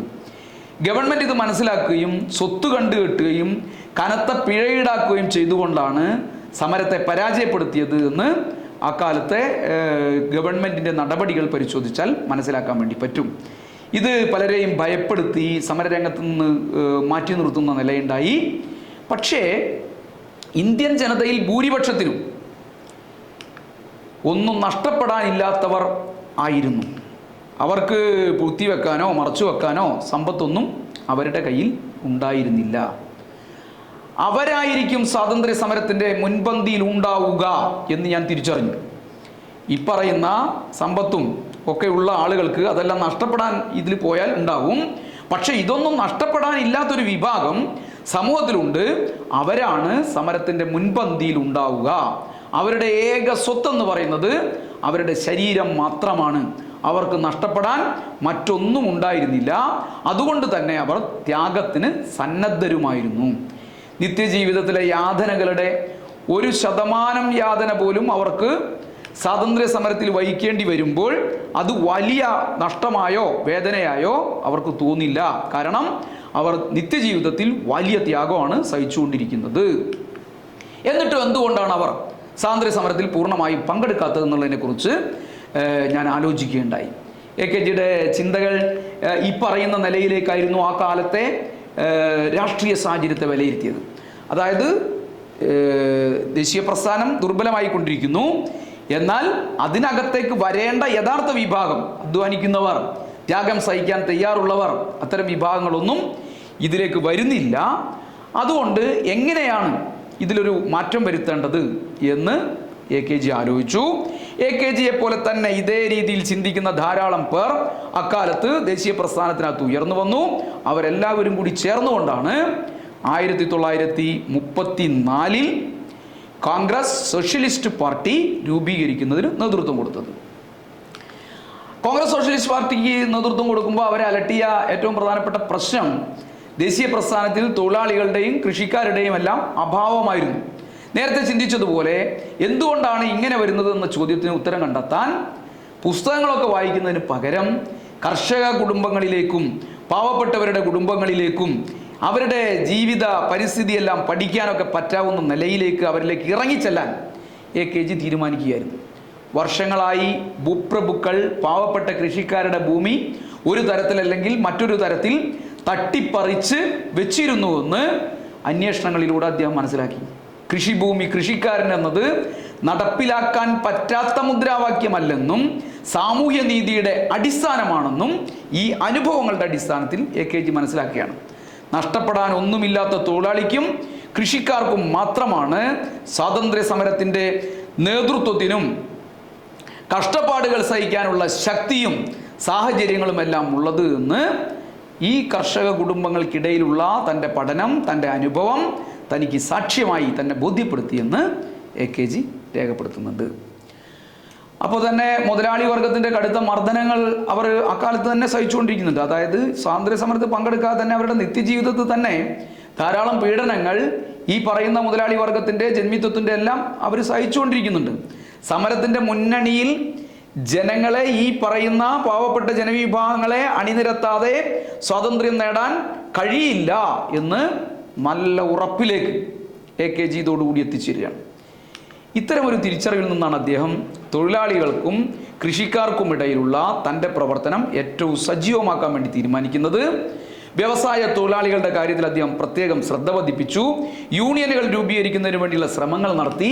അതിന് അദ്ദേഹം മുൻകൈയെടുത്തു. ധാരാളം പണിമുടക്കുകൾ സംഘടിപ്പിച്ചു. തൊഴിലാളികളെ പണിമുടക്കിൻ്റെ പ്രാധാന്യത്തെക്കുറിച്ചും തങ്ങളുടെ അവകാശത്തെക്കുറിച്ചും അദ്ദേഹം പഠിപ്പിച്ചു. ആദ്യകാല സോഷ്യലിസ്റ്റുകൾ തങ്ങളുടെ പ്രവർത്തനങ്ങളിൽ വരുത്തിയ തെറ്റുകൾ തൻ്റെ അനുഭവത്തിലൂടെ വിലയിരുത്തി സഖാവ് AKG തിരുത്തി തൊഴിലാളി ജീവിതത്തിൽ ആണ്ടിറങ്ങുന്ന അവസ്ഥയുണ്ടായി. അവരോടൊപ്പം ഭക്ഷണം കഴിച്ചു, അവരോടൊപ്പം ജീവിച്ചു, അവരുടെ ഭാഷയിൽ സംസാരിച്ചു, അവരുടെ കഷ്ടപ്പാടുകളിൽ പങ്കുചേർന്നു, അവരുടെ കുട്ടികളോടൊപ്പം പഠിച്ചു. അങ്ങനെ AKG അവരിൽ ഒരാളായി മാറുകയായിരുന്നു. തുടർന്നുള്ള ഏതാനും വർഷങ്ങളിൽ കേരളത്തിൽ നടന്ന മിക്കവാറും എല്ലാ പണിമുടക്കുകളിലും AKG പങ്കെടുക്കുകയും നേതൃത്വം വഹിക്കുകയും അത് നയിക്കുകയും ചെയ്യുന്ന സാഹചര്യം ഉണ്ടായി എന്ന് ചരിത്രം രേഖപ്പെടുത്തുന്നുണ്ട്. തൊഴിലാളി സംഘടന കെട്ടിപ്പടുക്കുന്നതിൽ സഖാവ് കൃഷ്ണപിള്ളയോടൊപ്പം സജീവമായി AKG അക്കാലത്ത് ഇടപെട്ടു. കോഴിക്കോട്ടെ തിരുവണ്ണൂർ കോട്ടൺ മിൽ, ഫറൂഖിലെ ഒട്ട് കമ്പനികളിലെ തൊഴിലാളികളെ സംഘടിപ്പിക്കൽ, അവരുടെ സംഘടന കെട്ടിപ്പടുക്കൽ, അത് മുന്നോട്ട് കൊണ്ടുപോകൽ, ഇതിലെല്ലാം AKGയുടെ ഏറ്റവും പ്രധാനപ്പെട്ട പങ്കുണ്ടായി. കേരളത്തിലെ അക്കാലത്തെ പ്രമുഖമായ തൊഴിലാളി സംഘടനയായ ഫറൂഖിലെ ഒട്ട് കമ്പനി തൊഴിലാളികളുടെ സംഘടനയുടെ പ്രസിഡന്റായിരുന്നു സഖാവ് AKG എന്നുള്ളത് വ്യവസായ തൊഴിലാളികളെ സംഘടിപ്പിക്കുന്നതിൽ അദ്ദേഹത്തിൻ്റെ താല്പര്യം എത്രമാത്രം ഉണ്ടായിരുന്നു എന്നുള്ളത് ചരിത്രത്തിൻ്റെ ഭാഗമായി രേഖപ്പെടുത്തുന്നുണ്ട്. കയർ തൊഴിലാളികൾ, ബീഡി തൊഴിലാളികൾ, സോപ്പ് കമ്പനിയിലെ തൊഴിലാളികൾ എന്നുവേണ്ട എല്ലാ വിഭാഗം തൊഴിലാളികളെയും സഖാവ് AKGയുടെ മുൻകൈയിൽ സംഘടിപ്പിക്കുന്നതിന് അദ്ദേഹം തയ്യാറായി. അദ്ദേഹം അതിന് നേതൃത്വം കൊടുത്തു. എല്ലാ സമരങ്ങളിലും AKG ഉണ്ടായിരുന്നു എന്നുള്ളത് തന്നെ ആവേശകരമായിരുന്നു എന്ന് ചരിത്രത്തിൽ ഈ പറയുന്നൊരു കാലത്തെ തൊഴിലാളികളിൽ പലരും രേഖപ്പെടുത്തുന്നുണ്ട്. AKG തന്നെ വിശദീകരിക്കുന്നത് എങ്ങനെയാണ്? ഒരു പണിമുടക്ക് ആരംഭിച്ചിട്ടുണ്ടെന്ന് അറിയുന്ന നിമിഷം തന്നെ ഞാൻ അവിടേക്ക് കുതിക്കും. അത് അവസാനിപ്പിച്ചാൽ മറ്റൊരു സ്ഥലത്തേക്ക് നീങ്ങും. പണിമുടക്കിന് വേണ്ടിയുള്ള ഫണ്ട് ശേഖരിക്കുക, വോളണ്ടിയർമാരെ ചേർക്കുക, ധാരാളം പ്രവർത്തനങ്ങൾ അവർക്ക് വിശദീകരിച്ചു കൊടുക്കുക, സമര സംഘടനാ പ്രവർത്തനങ്ങളുടെ പ്ലാനിങ് ഉണ്ടാക്കി കൊടുക്കുക, അവരെന്തെല്ലാമാണോ ചെയ്യേണ്ടത് എന്നവർക്ക് പറഞ്ഞു കൊടുക്കുക, എന്നിട്ട് അതവർ ചെയ്യുന്നുണ്ടോ എന്ന് പരിശോധിക്കുക, തൊഴിലാളികളുടെയും ബഹുജനങ്ങളുടെയും പൊതുയോഗങ്ങളിൽ പ്രസംഗിക്കുക, ജോലിക്ക് പോകുന്ന കരിങ്കാലികളെ തടയുക, ഇങ്ങനെയുള്ള എല്ലാ പ്രവർത്തനങ്ങളിലും ഞാൻ ഏർപ്പെട്ടു. AKGയുടെ ഏറ്റവും പ്രധാനപ്പെട്ട ഈ സമരമുഖങ്ങളിലെ പ്രവർത്തനം ഈ പറഞ്ഞതായിരുന്നു. കരിങ്കാലികളായിട്ടുള്ള ആളുകളെ തടയുന്നതോടൊപ്പം തന്നെ അവരുമായി സംവാദങ്ങളിൽ ഏർപ്പെടുന്നത് AKGയുടെ ഒരു പ്രധാനപ്പെട്ട പ്രവർത്തനമായിരുന്നു. അങ്ങനെ സംവാദങ്ങളിൽ ഏർപ്പെട്ട് അവരുടെ തന്നെ പിന്തുണ ഈ സമരത്തിന് ഉണ്ടാവുന്ന നിലയിലേക്കുള്ള ശ്രമങ്ങൾ നടത്തും. സമരങ്ങൾ നടത്തുന്ന പ്രദേശത്തെ ജനങ്ങളുമായിട്ടുള്ള നിരന്തരമായ ഇടപെടലിലൂടെ ഈ സമരങ്ങൾക്ക് തൊഴിലാളികളുടെയും കർഷകരുടെയും മറ്റ് സാധാരണ ജനവിഭാഗങ്ങളുടെയും എല്ലാം പിന്തുണ ഉണ്ടാക്കി കൊടുക്കൽ കൂടി AKGയുടെ ഈ മേഖലയിലെ പ്രവർത്തനങ്ങളിൽ ഏറ്റവും പ്രധാനപ്പെട്ടായിരുന്നു. ഇതൊക്കെയായിരുന്നു താൻ ചെയ്തുകൊണ്ടിരുന്നത് എന്ന് അഭിമാനത്തോടുകൂടി AKG രേഖപ്പെടുത്തുകയും ചെയ്തിട്ടുണ്ട്. കൃഷിക്കാർക്കും അതുപോലെ തന്നെ തൊഴിലാളികൾക്കും ഇടയിലുള്ള പ്രവർത്തനം ബ്രിട്ടീഷ് ഭരണത്തിനെതിരായിട്ടുള്ള സമരത്തിൻ്റെ കൂടി ഭാഗമാണെന്ന് AKG കോൺഗ്രസ് സോഷ്യലിസ്റ്റ് പാർട്ടിക്കകത്തുള്ളവരെ, സാധാരണ അണികളെയും നേതാക്കന്മാരെയും എല്ലാം ബോധ്യപ്പെടുത്തിക്കൊണ്ടിരുന്നു. അത് പിന്നെ അതിൻ്റെ ഒരു പൊതു നിലപാടായി മാറുകയും ചെയ്തു. യഥാർത്ഥ സ്വാതന്ത്ര്യം നേടിയെടുക്കുന്നതിനുള്ള ഒരേ ഒരു മാർഗം സ്വാതന്ത്ര്യ സമരത്തിൽ ഇന്ത്യൻ ജനതയുടെ ഈ ഒരു വിപുലമായ വിഭാഗത്തെ അണിനിരത്തുകയാണെന്ന് കോൺഗ്രസ് സോഷ്യലിസ്റ്റ് പാർട്ടിക്ക് നേതൃത്വം കൊടുത്തവർ ആവർത്തിച്ച് പറഞ്ഞിരുന്നു. അതിനുവേണ്ടി അവർ പ്രവർത്തിക്കുകയും ചെയ്തു. അതിനുള്ളൊരു വഴി, ഒരേ ഒരു വഴി, ഈ വിഭാഗത്തിൻ്റെ ആവശ്യങ്ങൾ ഉന്നയിക്കുകയും മുതലാളിമാർക്കും ഫ്യൂഡൽ പ്രഭുക്കൾക്കും അതുപോലെ തന്നെ വിദേശ ഭരണത്തിനുമെതിരെ പോരാടുകയാണെന്ന് ഈ വിഭാഗത്തെ മുഴുവൻ പഠിപ്പിച്ചു കൊടുക്കലും തങ്ങളുടെ രാഷ്ട്രീയ പ്രവർത്തനത്തിൻ്റെ ഭാഗമായി അക്കാലത്തെ നേതാക്കന്മാർ ഏറ്റെടുക്കുകയായിരുന്നു. ജനജീവിതത്തെ ബാധിക്കുന്ന എല്ലാ പ്രശ്നങ്ങളും അവരേറ്റെടുത്തു. തളർന്നു കിടക്കുന്ന ജനതയെ തട്ടിയുണർത്താൻ അപാരമായ ശേഷിയുള്ള നേതാവായിരുന്ന AKG അദ്ദേഹം ജാഥകൾ നയിച്ചും പ്രസംഗങ്ങൾ നടത്തിയും മീറ്റിങ്ങുകളിൽ പങ്കെടുത്തും എല്ലാം ഈ വിഭാഗത്തെ സംഘടിപ്പിച്ചു. അതൊരു വലിയ ജനകീയ മുന്നേറ്റമാക്കി മാറ്റാൻ AKGയുടെ ഈ സംഘടനാ പാടവം കൊണ്ട് കഴിഞ്ഞു എന്ന് ദേശീയ സ്വാതന്ത്ര്യ സമര പ്രസ്ഥാനത്തിൻ്റെ ചരിത്രത്തിലെ ഏറ്റവും പ്രധാനപ്പെട്ട ഭാഗമാണ്. AKGക്ക് ഈ പറയുന്ന നിലയിലേക്കുള്ള ഒരു മാസ്മരിക ശക്തി ഉണ്ടായിരുന്നു. ജനങ്ങളെ തൊട്ടുണർത്താൻ വേണ്ടി കഴിയുന്ന ഒരു മാസ്മരികമായ ശക്തി അദ്ദേഹത്തിൻ്റെ വാക്കുകളിലുണ്ടായിരുന്നു, അദ്ദേഹത്തിൻ്റെ പ്രസംഗങ്ങളിലുണ്ടായിരുന്നു, അദ്ദേഹത്തിൻ്റെ പ്രവർത്തനങ്ങളിലുണ്ടായിരുന്നു. അതേപോലെ തന്നെയായിരുന്നു ഈ പറയുന്ന സാമൂഹ്യമായ പ്രശ്നങ്ങൾ ഉയർത്തിപ്പിടിച്ചുകൊണ്ട് അദ്ദേഹം നടത്തിയ പോരാട്ടം. പട്ടിണി, തൊഴിലില്ലായ്മ, ഇതിനൊക്കെ എതിരായിട്ടുള്ള പോരാട്ടങ്ങളും അതിൽ ജനങ്ങളെ അണിനിരത്തലും എല്ലാം അദ്ദേഹത്തിൻ്റെ പ്രവർത്തനത്തിൻ്റെ മറ്റൊരു മേഖലയായിരുന്നു. യുവാക്കളെ സംഘടിപ്പിച്ചുകൊണ്ട് തൊഴിലില്ലായ്മക്കെതിരായുള്ള ബഹുജന പ്രസ്ഥാനം കെട്ടിപ്പടുക്കുന്നതിന് അദ്ദേഹം നേതൃത്വം നൽകി. ഈ പറയുന്ന പട്ടിണിയുടെയും തൊഴിലില്ലായ്മയുടെയും സാമൂഹ്യമായ പ്രശ്നങ്ങളുടെയും എല്ലാം പശ്ചാത്തലത്തിലാണ് കണ്ണൂരിൽ നിന്ന് മദിരാശിയിലേക്ക് AKGയുടെ നേതൃത്വത്തിൽ ഒരു പട്ടിണി ജാഥ നടത്തുന്നത്. കേരളത്തിൻ്റെ ചരിത്രത്തിലെ വൻ അധ്യായമായി മാറിയ അല്ലെങ്കിൽ വലിയ നിലയിലേക്ക് ശ്രദ്ധിക്കപ്പെട്ട ഒരു സംഭവമായിരുന്നു AKGയുടെ പട്ടിണി ജാഥ. AKGയുടെ ജീവിതത്തിലെയും പോരാട്ടങ്ങളിലെയും എല്ലാം അവിസ്മരണീയമായ സംഭവമായിരുന്നു ഇത് എന്ന് അദ്ദേഹം തന്നെ രേഖപ്പെടുത്തുന്നുണ്ട്. അതുപോലെ തന്നെയായിരുന്നു ഉത്തരവാദിത്ത ഭരണം ആവശ്യപ്പെട്ടുകൊണ്ട് തിരുവിതാംകൂറിൽ ആരംഭിച്ച പ്രക്ഷോഭത്തിൻ്റെ ഭാഗമായി AKG ചേരുകയും അവിടെ ഈ പോരാട്ടങ്ങൾക്ക് നേതൃത്വം നൽകുകയും ചെയ്തത്. രാജവാഴ്ചയും ബ്രിട്ടീഷ് അധികാരികളും എല്ലാം കെട്ടഴിച്ചു വിട്ട എല്ലാ മർദ്ദന മുറകളെയും അതിജീവിക്കാനും അതിനെ പ്രതിഷേധിക്കാനും എല്ലാം അവിടുത്തെ ജനങ്ങളെ സജ്ജമാക്കുന്നതിൽ AKG ഏറ്റവും പ്രധാനപ്പെട്ട നേതൃത്വം വഹിച്ചു. 1936 AKGയുടെ നേതൃത്വത്തിൽ തിരുവിതാംകൂറിലേക്ക് ഒരു ജാഥ നടത്തുകയുണ്ടായി. ആ ജാഥയും ഞാൻ നേരത്തെ പറഞ്ഞ പോലെ ചരിത്രം സൃഷ്ടിച്ച ജാഥയായിരുന്നു. ആലുവയിൽ വെച്ച് പോലീസ് AKG അറസ്റ്റ് ചെയ്ത് കേസെടുക്കുകയായിരുന്നു. ഈ കേസ് കോടതിയിൽ AKG തന്നെ വാദിച്ചു എന്നുള്ളത് ചരിത്രത്തിൻ്റെ ഭാഗമാണ്. അതിനെല്ലാം ശേഷമാണ് ഇതിൻ്റെ ഒരു ശേഷമുള്ളൊരു കാലത്താണ് 1937 മദ്രാശി പ്രവിശ്യയിൽ കോൺഗ്രസിൻ്റെ ഗവൺമെൻറ് അധികാരത്തിൽ വരുന്ന രാഷ്ട്രീയ സാഹചര്യം ഉണ്ടാകുന്നു. അപ്പോഴത്തേക്കും കോൺഗ്രസിൻ്റെ പ്രവർത്തനമെല്ലാം 37 ആകുമ്പോഴത്തേക്കും അതിൻ്റെ മുന്നത്തെ കാലത്ത് നിന്ന് വ്യത്യസ്തമായി കുറച്ചുകൂടി ഊർജ്ജസ്വലമായിരുന്നു. അതിനുള്ളൊരു പ്രധാനപ്പെട്ട കാരണം കോൺഗ്രസ് കമ്മിറ്റികളിലെ ഭൂരിപക്ഷം ആളുകളും സോഷ്യലിസ്റ്റ് അനുഭാവികളോ ഒക്കെ ആയിരുന്നു. നേരത്തെ പറഞ്ഞൊരു കാഴ്ചപ്പാട് അവർക്കുണ്ടായിരുന്നു. അതിൻ്റെ ഭാഗമായി സാധാരണ ജനങ്ങളെ ദേശീയ പ്രസ്ഥാനത്തിനകത്ത് അണിനിരത്തുന്നതിൽ അവർ ഏറ്റവും പ്രധാനപ്പെട്ട പങ്കുവഹിച്ചു എന്നുള്ളതായിരുന്നു അതിൻ്റെ ഏറ്റവും പ്രധാനപ്പെട്ട കാരണമെന്ന് പറയുന്നത്. ഈ കാലത്ത് EMS കോൺഗ്രസിൻ്റെ സെക്രട്ടറിയായി KPCCയുടെ സെക്രട്ടറിയായി തിരഞ്ഞെടുക്കപ്പെട്ടു. അതോടെ കോൺഗ്രസിൻ്റെ സംഘടനാ പ്രവർത്തനം ഏറ്റവും സജീവമായ നിലയിലേക്ക് മുന്നേറുന്ന സാഹചര്യമുണ്ടായി. ധാരാളം രാഷ്ട്രീയ ക്ലാസുകൾ നടത്തപ്പെട്ടു, വോളണ്ടിയർമാർക്ക് പരിശീലനം നൽകപ്പെട്ടു. ജനങ്ങളുടെ ആവശ്യങ്ങൾ നേരിട്ടറിയാൻ വേണ്ടി പറ്റാവുന്ന നിലയിലേക്ക് ആവുന്നത്ര ജനങ്ങൾക്കായി പ്രവർത്തിക്കുക, അവരുടെ പ്രശ്നങ്ങൾ പരിഹരിക്കാൻ വേണ്ടി ഇടപെടുക എന്ന നിലയിലേക്കെല്ലാമുള്ള കോൺഗ്രസിൻ്റെ പ്രവർത്തനങ്ങൾ മാറുന്ന നിലയുണ്ടായി. ഇതിലെല്ലാം നേതൃത്വപരമായ പങ്ക് സഖാവ് AKG വഹിച്ചു. പൊതുയോഗങ്ങൾ വഴി തങ്ങളുടെ പ്രവർത്തന പരിപാടി എന്താണെന്ന് ജനങ്ങൾക്കിടയിൽ വിശദീകരിക്കൽ ഏറ്റവും പ്രധാനപ്പെട്ട പ്രവർത്തനമായിരുന്നു. അതിന് സഖാവ് AKG നേതൃത്വം നൽകി. വളരെ സജീവമായ നിലയിൽ ഈ പ്രവർത്തനങ്ങളെല്ലാം നടക്കാൻ വേണ്ടി തുടങ്ങിയപ്പോൾ മറ്റിടങ്ങളിൽ നിന്നെല്ലാം വ്യത്യസ്തമായി കോൺഗ്രസ് ഒരു ജനങ്ങളാകെ ഉൾക്കൊള്ളുന്ന ഒരു പൊതുജന പ്രസ്ഥാനമായി വളരാൻ തുടങ്ങി എന്നുള്ളതാണ് ചരിത്രം രേഖപ്പെടുത്തപ്പെട്ടത്.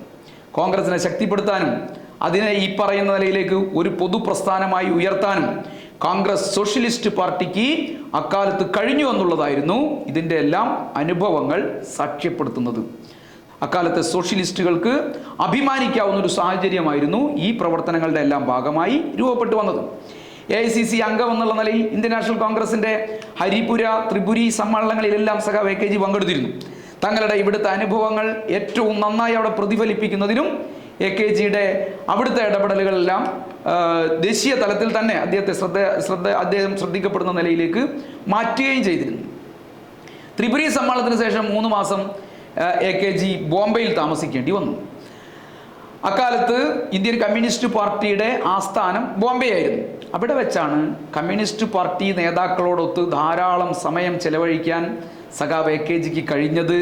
ധാരാളം അനുഭവങ്ങളും അറിവുകളും കമ്മ്യൂണിസ്റ്റ് പാർട്ടിയെക്കുറിച്ച് ശേഖരിക്കാനും അദ്ദേഹം കഴിഞ്ഞത്. അക്കാലത്ത് ബോംബെയിൽ ധാരാളം തൊഴിലാളി സംഘടനകളുണ്ടായിരുന്നു. ആ തൊഴിലാളി സംഘടനകളെല്ലാം ഒരു തലത്തിൽ തൊഴിലാളികളുടെ ആവശ്യങ്ങൾ ഉന്നയിക്കുന്നതോടൊപ്പം തന്നെ ദേശീയ പ്രസ്ഥാനത്തിന്റെ ഭാഗമായിട്ടുള്ള സമരങ്ങളിൽ അണിനിരക്കുകയായിരുന്നു. കമ്മ്യൂണിസ്റ്റ് പാർട്ടിയുടെ ഏറ്റവും പ്രധാനപ്പെട്ട അക്കാലത്തെ പ്രവർത്തനം എന്ന് പറയുന്നത് തൊഴിലാളികളെയും കർഷകരെയും സംഘടിപ്പിച്ച് ദേശീയ പ്രസ്ഥാനത്തിൻ്റെ ഭാഗമാക്കുക എന്നുള്ളതായിരുന്നു. ആ നിലയിലേക്ക് ബോംബെയിൽ നടന്ന ധാരാളം തൊഴിലാളി സമ്മേളനങ്ങളിലും തൊഴിലാളി റാലികളിലും എല്ലാം സഖാവ് AKG പങ്കെടുത്തു എന്നുള്ളത് രേഖപ്പെടുത്തപ്പെട്ടിട്ടുണ്ട്.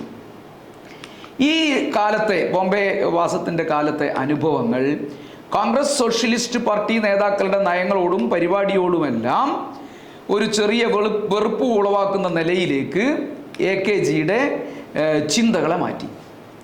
അതായത് കോൺഗ്രസ് സോഷ്യലിസ്റ്റ് പാർട്ടിയെക്കാളും കുറേ കൂടി ശരിയായിട്ടുള്ള മാർഗം കമ്മ്യൂണിസ്റ്റ് പാർട്ടിയുടേതാണെന്നും കമ്മ്യൂണിസ്റ്റ് പാർട്ടിയോട് കൂടുതൽ അടുക്കാനും അതേപോലെ തന്നെ കമ്മ്യൂണിസ്റ്റ് പാർട്ടി നേതാക്കന്മാരുമായിട്ടുള്ള ബന്ധങ്ങൾക്ക് ശക്തി കൂട്ടാനുമെല്ലാം ഈ ബോംബെ വാസത്തിൻ്റെ കാലം തനിക്ക് സഹായകരമായി എന്ന് AKG പറയുന്നു.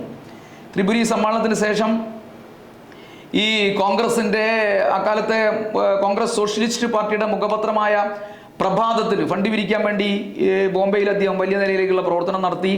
ഷൊർണൂരിൽ നിന്നായിരുന്നു അക്കാലത്ത് ഈ പ്രഭാതം പ്രസിദ്ധീകരിച്ചിരുന്നത്. തൊഴിലാളി കർഷക പ്രസ്ഥാനങ്ങളെയും അതിൻ്റെ സമരങ്ങളെയും അവരുടെ ആവശ്യങ്ങളെയും എല്ലാം ഉയർത്തിക്കാട്ടുക എന്നുള്ള നിലയിലേക്കുള്ള ഒരു പ്രവർത്തനമായിരുന്നു. അതിനു വേണ്ടിയിട്ടുള്ള പങ്കായിരുന്നു പ്രഭാതം അക്കാലത്ത് നിർവഹിച്ചത്. അതിനെ നിലനിർത്തുക എന്നുള്ള നിലയിൽ കൂടി ബോംബെയിലുള്ള കാലത്ത് അതിനു വേണ്ടി ഫണ്ട് പിരിക്കൽ ഉൾപ്പെടെയുള്ള കാര്യങ്ങൾക്ക് സഖാവ് AKG നേതൃത്വം നൽകുകയുണ്ടായി. പക്ഷെ കുറച്ചു കാലമേ ആ പ്രസിദ്ധീകരണം തുടരാൻ വേണ്ടി കഴിഞ്ഞുള്ളൂ. ആത്മനാഥം എന്നൊരു കവിത പ്രസിദ്ധീകരിച്ചതിൻ്റെ പേരിൽ മദ്രാസ് സർക്കാർ പ്രഭാതം അടച്ചുപൂട്ടുകയായിരുന്നു. അപ്പോൾ പിന്നീട് ആ പ്രവർത്തനം അവിടെ നിന്നു. 1938 ആകുമ്പോഴത്തേക്കും വീണ്ടും അത് പുനഃപ്രസിദ്ധീകരിക്കാൻ വേണ്ടി തുടങ്ങി. അപ്പോൾ AKG തന്നെയായിരുന്നു അതിൻ്റെ മാനേജർ. അതിനുവേണ്ടി ഫണ്ട് പിരിക്കലും മറ്റു കാര്യങ്ങളെല്ലാം ഈ പറഞ്ഞ ഒരു കാലത്ത് AKG വലിയ നിലയിലേക്ക് നടത്തി എന്നുള്ളതാണ് ചരിത്രം സാക്ഷ്യപ്പെടുത്തുന്നത്. ഞാനിത് പറഞ്ഞത് കർഷകരുടെയും തൊഴിലാളികളുടെയും എല്ലാം പോരാട്ടങ്ങൾക്ക് ഏതെല്ലാം നിലയിലാണോ പ്രചരണം കൊടുക്കാൻ വേണ്ടി പറ്റുക, എന്തെല്ലാം സാധ്യതകളാണോ അതിനുള്ളത്, അതെല്ലാം AKG ഈ പറയുന്ന ഒരു ബോംബെ വാസത്തിൻ്റെ കാലത്ത് ഉപയോഗപ്പെടുത്തി എന്നുള്ളതാണ് ആ കാലത്തിൻ്റെ ഏറ്റവും പ്രധാനപ്പെട്ട പ്രാധാന്യം എന്ന് പറയുന്നത്. അതോടൊപ്പം തന്നെ സിംഗപ്പൂരും സിലോണും ഉൾപ്പെടെയുള്ള രാജ്യങ്ങൾ സഖാവ് AKG സന്ദർശിക്കുകയുണ്ടായി. ഇതേപോലെ ബോംബെയിൽ നിന്നുണ്ടായിട്ടുള്ള അനുഭവങ്ങൾ, പ്രഭാതത്തിന് വേണ്ടി പണം സ്വരൂപിക്കൽ, സഹായം തേടൽ, ഇതൊക്കെ ആ സന്ദർശനത്തിനുണ്ടായിരുന്നു. ഇതെല്ലാം കഴിഞ്ഞ് അദ്ദേഹം മടങ്ങിയെത്തിയത് കൽക്കത്തയിലേക്കാണ്. 10 ദിവസമാണ് കൽക്കത്തയിൽ താമസിച്ചത്. വിദേശ പര്യടനത്തിന് ശേഷമുള്ള അക്കാലത്തെ ഇന്ത്യയിലെ സ്ഥിതിഗതികളെക്കുറിച്ച് ഗൗരവമായി അദ്ദേഹം കൽക്കത്തയിൽ വെച്ച് മനസ്സിലാക്കാൻ വേണ്ടി ശ്രമിച്ചു. അതിനെ തുടർന്ന് വാർധയിൽ നടന്ന AICCയുടെ സമ്മേളനത്തിൽ AKG പങ്കെടുക്കുകയുണ്ടായി. വാർധ സമ്മേളനം വലിയ നിരാശയാണ് AKG ഉൾപ്പെടെയുള്ള സോഷ്യലിസ്റ്റുകളിലും പോരാളികളിലും വിപ്ലവകാരികളിലെല്ലാം ഉണ്ടാക്കിയത്. അതിനു മുമ്പ് തന്നെ 2ാം ലോക മഹായുദ്ധം തുടങ്ങിയിരുന്നു. 2ാം ലോക മഹായുദ്ധത്തിൽ എടുക്കേണ്ട സമീപനത്തെ ചൊല്ലി കോൺഗ്രസ് സോഷ്യലിസ്റ്റ് പാർട്ടിക്കകത്ത് തന്നെ അഭിപ്രായ വ്യത്യാസങ്ങളുണ്ടായി. കോൺഗ്രസ് സോഷ്യലിസ്റ്റ് പാർട്ടി നേതാക്കളിൽ പലരും സോവിയറ്റ് യൂണിയനെതിരെ പ്രചാരണം തുടങ്ങുന്ന നിലയുണ്ടായി. മാത്രമല്ല കമ്മ്യൂണിസ്റ്റ് പാർട്ടിക്കാരായി അറിയപ്പെടുത്തിയിരുന്ന എല്ലാവരും സോഷ്യലിസ്റ്റ് പാർട്ടിയിൽ നിന്ന് പുറത്താക്കപ്പെടുന്ന സാഹചര്യം ഉണ്ടായി. ഇതൊക്കെ ഇന്ത്യൻ രാഷ്ട്രീയത്തിലും കോൺഗ്രസിൻ്റെ രാഷ്ട്രീയത്തിലും കോൺഗ്രസ് സോഷ്യലിസ്റ്റ് പാർട്ടിയുടെ പ്രവർത്തനത്തിലെല്ലാം വലിയ വഴിത്തിരിവാണ് അക്കാലത്ത് ഉണ്ടാക്കിയത്. ഇതിൻ്റെ എല്ലാം ഫലമായി ദേശീയ സമരത്തിൽ നിന്ന് ഉയർന്നു വന്ന വിപ്ലവകാരികൾ AKGയെ പോലുള്ളവർ കമ്മ്യൂണിസത്തോട് കൂടുതൽ അടുക്കുന്ന സാഹചര്യം ഉണ്ടായി. എന്നാൽ നേതാക്കന്മാരെല്ലാം ഗാന്ധിസത്തിൽ തുടരുകയും ചെയ്തു. മലബാർ, തമിഴ്നാട്, ഒറീസ തുടങ്ങിയ സ്ഥലങ്ങളിലെ സോഷ്യലിസ്റ്റ് പാർട്ടികൾ കോൺഗ്രസ് പാർട്ടിയുടെ ഘടകങ്ങളായി പ്രവർത്തിക്കാൻ ഈ കാലത്ത് തുടങ്ങി. വാർധ AICCക്ക് ശേഷം പോലീസ് അറിയാതെ AKG മലബാറിലേക്ക് തിരിച്ചെത്തി. 1939 ഡിസംബർ മാസത്തിൽ പിണറായിയിൽ ചേർന്ന കോൺഗ്രസ് സോഷ്യലിസ്റ്റ് പാർട്ടിയുടെ ചരിത്രപ്രധാനമായ യോഗത്തിൽ അദ്ദേഹം പങ്കെടുത്തു. ആ യോഗത്തിലാണ് കേരളത്തിലെ കോൺഗ്രസ് സോഷ്യലിസ്റ്റ് പാർട്ടി ഘടകം ഒന്നടങ്കം ഇന്ത്യൻ കമ്മ്യൂണിസ്റ്റ് പാർട്ടിയിൽ ലയിക്കാൻ വേണ്ടി തീരുമാനിച്ചത്. കേരളത്തിൽ ഇന്ത്യൻ കമ്മ്യൂണിസ്റ്റ് പാർട്ടി രൂപീകരിക്കപ്പെടുന്നത് പിണറായി പാറപ്പുറം സമ്മേളനത്തിനകത്ത്. ഈ കാലഘട്ടത്തിൽ തന്നെ AKGയുടെ പേരിൽ ഒരു 2 വർഷക്കാലമായി നിലനിൽക്കുന്ന ഒരു വാറണ്ട് ഉണ്ടായിരുന്നു. ആ വാറണ്ട് ശക്തിപ്പെടുത്തുന്നതിന് വേണ്ടി ബ്രിട്ടീഷ് ഗവൺമെൻറ്റും അധികാരികളെല്ലാം തീരുമാനിച്ചപ്പോൾ AKGയോട് കേരളത്തിന് പുറത്ത് പ്രവർത്തിക്കാൻ വേണ്ടി പാർട്ടി നിർദ്ദേശിക്കുകയുണ്ടായി. തമിഴ്നാട്ടിലായിരുന്നു അദ്ദേഹം ആ കാലഘട്ടത്തിൽ പോയി പ്രവർത്തിച്ചത്. തൃശ്ശിനാപ്പള്ളിയിൽ തെന്നിന്ത്യൻ റെയിൽവേ തൊഴിലാളികൾക്കിടയിൽ പ്രവർത്തിക്കാനായിരുന്നു അദ്ദേഹത്തെ നിയോഗിച്ചത്. അവിടെയായിരുന്നു അദ്ദേഹം പ്രവർത്തിച്ചത്. അവിടെ പാർട്ടിയുടെ സെല്ലുകൾ രൂപീകരിക്കാനും അതുപോലെ തന്നെ തൊഴിലാളികളെ കമ്മ്യൂണിസ്റ്റ് പാർട്ടിയിലേക്കും തൊഴിലാളി സംഘടനയിലേക്കും ആകർഷിക്കുന്നതിനുമെല്ലാമുള്ള പ്രവർത്തനങ്ങൾ AKG അക്കാലത്ത് നടത്തുകയുണ്ടായി. രഹസ്യ യോഗങ്ങൾ, സ്റ്റഡി ക്ലാസ്സുകൾ ഇതെല്ലാം നടത്തി തൊഴിലാളികൾക്കിടയിൽ ജീവിച്ച, ഒളിവു ജീവിതം നയിച്ചൊരു കാലം തനിക്കൊരു പുതിയ അനുഭവമാണ് നൽകിയത് എന്ന് AKG എഴുതി വെക്കുന്നുണ്ട്. ഒരു സത്യാഗ്രഹിയും സോഷ്യലിസ്റ്റും എപ്പോഴും അറസ്റ്റ് വരിക്കാൻ തയ്യാറുള്ള ഒരു യോദ്ധാവും എന്ന നിലയിൽ നിന്ന് ചുരുക്കത്തിൽ പരസ്യപ്രവർത്തനത്തിൽ നിന്ന് രഹസ്യവും ശാന്തവുമായ പ്രവർത്തനത്തിലേക്ക് ഞാൻ അക്കാലത്ത് മാറേണ്ടി വന്നു എന്ന് എഴുതി വച്ചിരിക്കുന്നു അദ്ദേഹം. അത് തന്നെ ജീവിതത്തിലെ വലിയ മാറ്റമായിരുന്നു എന്നുള്ളതാണ് AKGയുടെ അഭിപ്രായം അദ്ദേഹം എഴുതി വെച്ചത്. രഹസ്യപ്രവർത്തനങ്ങളുമായി യാതൊരു മുൻപരിചയവും സഖാവ് AKGക്ക് ഉണ്ടായിരുന്നില്ല. അന്നുവരെ ജനങ്ങൾക്കിടയിൽ വെള്ളത്തിലെ മത്സ്യത്തെ പോലെ സജീവമായി പരസ്യമായി പ്രവർത്തിക്കുകയായിരുന്നു AKG ചെയ്തുകൊണ്ടിരുന്നത്. കമ്മ്യൂണിസ്റ്റ് പാർട്ടിയിലെത്തിയപ്പോഴാണ് രഹസ്യപ്രവർത്തനത്തിൻ്റെ ആവശ്യവും പ്രാധാന്യവുമെല്ലാം AKGക്ക് മനസ്സിലാവുന്നു. എന്തിനാണ് ഒളിവിലെ പ്രവർത്തനം എന്ന് AKG തന്നെ വിശദീകരിക്കുന്നുണ്ട്. പോലീസും ഭരണകൂടവും എല്ലാം പിടിക്കാൻ വേണ്ടി തീരുമാനിച്ചാൽ ധീരമായി പിടികൊടുത്ത് ജയിലിൽ കടന്നാൽ പോരെ എന്ന് ചിന്തിച്ചിരുന്നതിന് വ്യത്യസ്തമായി എന്തിനാണ് ഒളിവിൽ പ്രവർത്തിക്കുന്നത് എന്നുള്ളതിനെ കുറിച്ചുള്ള തൻ്റെ ധാരണ, കൃത്യമായ ശരിയായ നിലപാട് അദ്ദേഹം വിശദീകരിക്കുന്നുണ്ട്. ബ്രിട്ടീഷ് സാമ്രാജ്യത്വത്തിൻ്റെ ആവശ്യം അവർക്ക് ഞങ്ങളെ ജയിലിൽ അടയ്ക്കുക എന്നതായിരുന്നു. എന്നാൽ ഞങ്ങളുടെ ആവശ്യം അറസ്റ്റ് ഒഴിവാക്കി പാർട്ടിക്ക് വേണ്ടി പ്രവർത്തിക്കുക എന്നതാണ്. അതുകൊണ്ടാണ് ഒളിവു പ്രവർത്തനം കമ്മ്യൂണിസ്റ്റുകാരുടെ പ്രവർത്തനത്തിൻ്റെ ഏറ്റവും പ്രധാനപ്പെട്ട ഭാഗമായത്. ബ്രിട്ടീഷ് സാമ്രാജ്യത്വത്തിന് എതിരായുള്ള സമരമാണ് ഒളിവിലുള്ള ഈ പ്രവർത്തനമെന്ന് എനിക്ക് അക്കാലത്ത് അനുഭവം കൊണ്ട് ബോധ്യപ്പെട്ടു എന്ന് അദ്ദേഹം സൂചിപ്പിക്കുന്നു. ഒരു വർഷത്തിലധികമാണ് AKG ഈ പറയുന്ന തൃശ്ശിനാപ്പള്ളിയിലും തമിഴ്നാട്ടിലെല്ലാമായി ഒളിവിൽ കഴിഞ്ഞത്. 1941 മാർച്ച് 24 അദ്ദേഹം വീണ്ടും അറസ്റ്റിലാവുകയാണ്. ഒരു വർഷത്തെ ഈ ഒളിവ് ജീവിതം എല്ലാം കഴിഞ്ഞ് പുറത്തു വരുമ്പോഴത്തേക്കും ആ ഘട്ടമാകുമ്പോഴത്തേക്കും 1941 മാർച്ച് മാസം 24 അദ്ദേഹത്തെ അറസ്റ്റ് ചെയ്തു. വെല്ലൂർ ജയിലിൽ കൊണ്ടുപോയിട്ടു. ഏകാന്ത തടവുകാരനായിട്ടാണ് വെല്ലൂർ ജയിലിൽ അദ്ദേഹത്തെ കൊണ്ടുപോയത്. പുറത്ത് പോരാട്ടങ്ങൾ ഇങ്ങനെ ശക്തിപ്പെടുകയാണ്. ധാരാളം വാർത്തകൾ ജയിലിലേക്ക് വരുന്നു. ജയിലിലെ വിപ്ലവകാരികൾ ആവേശഭരിതരാണ്. ജയിലിൽ അടയ്ക്കപ്പെട്ട AKG എന്ന് പറയുന്ന വിപ്ലവകാരിക്ക് ആ ജയിലിനകത്ത് ഒതുങ്ങിക്കഴിയാൻ അക്കാലത്ത് കഴിയുമായിരുന്നില്ല. അതുകൊണ്ട് തന്നെ 1941 സെപ്റ്റംബർ മാസം 25 അദ്ദേഹം ജയിലിൽ ചാടി. തുടർന്ന് ഈ പറഞ്ഞ പോലെ തന്നെ കുറച്ചു കാലം കേരളത്തിന് പുറത്ത് അദ്ദേഹത്തിന് കഴിയേണ്ടി വന്നു. അങ്ങനെ കഴിച്ചുകൂട്ടേണ്ടി വന്ന പ്രദേശങ്ങളിൽ ഏറ്റവും പ്രധാനപ്പെട്ടതായിരുന്നു കാൺപൂരും അതേപോലെ തന്നെ ബംഗാളിലെ ചില പ്രദേശങ്ങളും ഉൾപ്പെടെയുള്ള സ്ഥലങ്ങൾ. കാൺപൂരിൽ അദ്ദേഹം ഒരു ഇഷ്ടിക ഫാക്ടറിയിലെ മാനേജറായി ജോലി നോക്കി. ഈ പാർട്ടി പ്രവർത്തനത്തിനോടൊപ്പം തന്നെ സഹായകരമായ നിലയിലേക്ക് അവിടെ ജോലി ആക്കി. കുറച്ചു കാലം എല്ലാം അങ്ങനെ അവിടെ ജീവിച്ചു. ഏറെ താമസിയാതെ അദ്ദേഹം കേരളത്തിലേക്ക് മടങ്ങി. ഇവിടെ ഈ കേരളത്തിൽ ഒളിവിലിരുന്നു കൊണ്ടുള്ള പാർട്ടി പ്രവർത്തനത്തിൽ അദ്ദേഹം വ്യാപൃതനാവുന്ന നിലയാണ് ഉണ്ടായിരുന്നത്. അങ്ങനെ ഒളിവിൽ കഴിഞ്ഞുകൊണ്ടിരിക്കുമ്പോൾ തന്നെ ജയിൽ ചാടിയ ഒരു പ്രതി ഒളിവിൽ കഴിഞ്ഞുകൊണ്ടിരിക്കുമ്പോൾ തന്നെ അദ്ദേഹം പെരിന്തൽമണ്ണയിൽ നടന്നൊരു സമ്മേളനത്തിൽ പരസ്യമായി പ്രസംഗിച്ചു. ആ പ്രസംഗിച്ച സ്ഥലത്ത് വെച്ച് അദ്ദേഹത്തെ അറസ്റ്റ് ചെയ്തു. 2 ദിവസം പോലീസിൻ്റെ കസ്റ്റഡിയിലായിരുന്നു. കുറച്ച് ദിവസം എല്ലാം കഴിഞ്ഞപ്പോൾ അദ്ദേഹത്തെ വിട്ടയച്ചു എന്നാണ് ചരിത്രം രേഖപ്പെടുത്തിയിട്ടുള്ളത്. അക്കാലത്ത് ഇന്ത്യ രാജ്യത്ത് ഈ പറയുന്ന നിലയിൽ അധികാര കൈമാറ്റത്തെക്കുറിച്ചുള്ള തിരക്കിട്ട കൂടിയാലോചനകൾ നടന്നുകൊണ്ടിരിക്കുന്ന ഒരു കാലമായിരുന്നു. രാജ്യത്തിൻ്റെ എല്ലാ ഭാഗങ്ങളിലും വലിയ പ്രക്ഷോഭങ്ങളും സമരങ്ങളും എല്ലാം മറ്റൊരു തലത്തിലും നടന്നുകൊണ്ടിരിക്കുകയും ചെയ്യുന്നു. പുന്നപ്ര വയലാർ സമരം, കേരളത്തിൽ BD തൊഴിലാളികളുടെ സമരം, ഭക്ഷ്യസാമത്തിനെതിരായ സമരം, വടക്കൻ മലബാറിലെ കർഷക സമരങ്ങൾ, അങ്ങനെ വലിയ നിലയിലേക്കുള്ള പോരാട്ടങ്ങളും സമരങ്ങളും കേരളത്തിൽ ഒരു ഭാഗത്ത് നടക്കുന്നു. മറുഭാഗത്ത് അധികാര കൈമാറ്റവുമായി ബന്ധപ്പെട്ടിട്ടുള്ള ചർച്ചകളെല്ലാം നടന്നുകൊണ്ടിരിക്കുകയാണ്. ഈ സമരങ്ങളിലും പ്രക്ഷോഭങ്ങളിലും എല്ലാം AKG ഏറ്റവും പ്രധാനപ്പെട്ട പങ്കുവഹിച്ചു.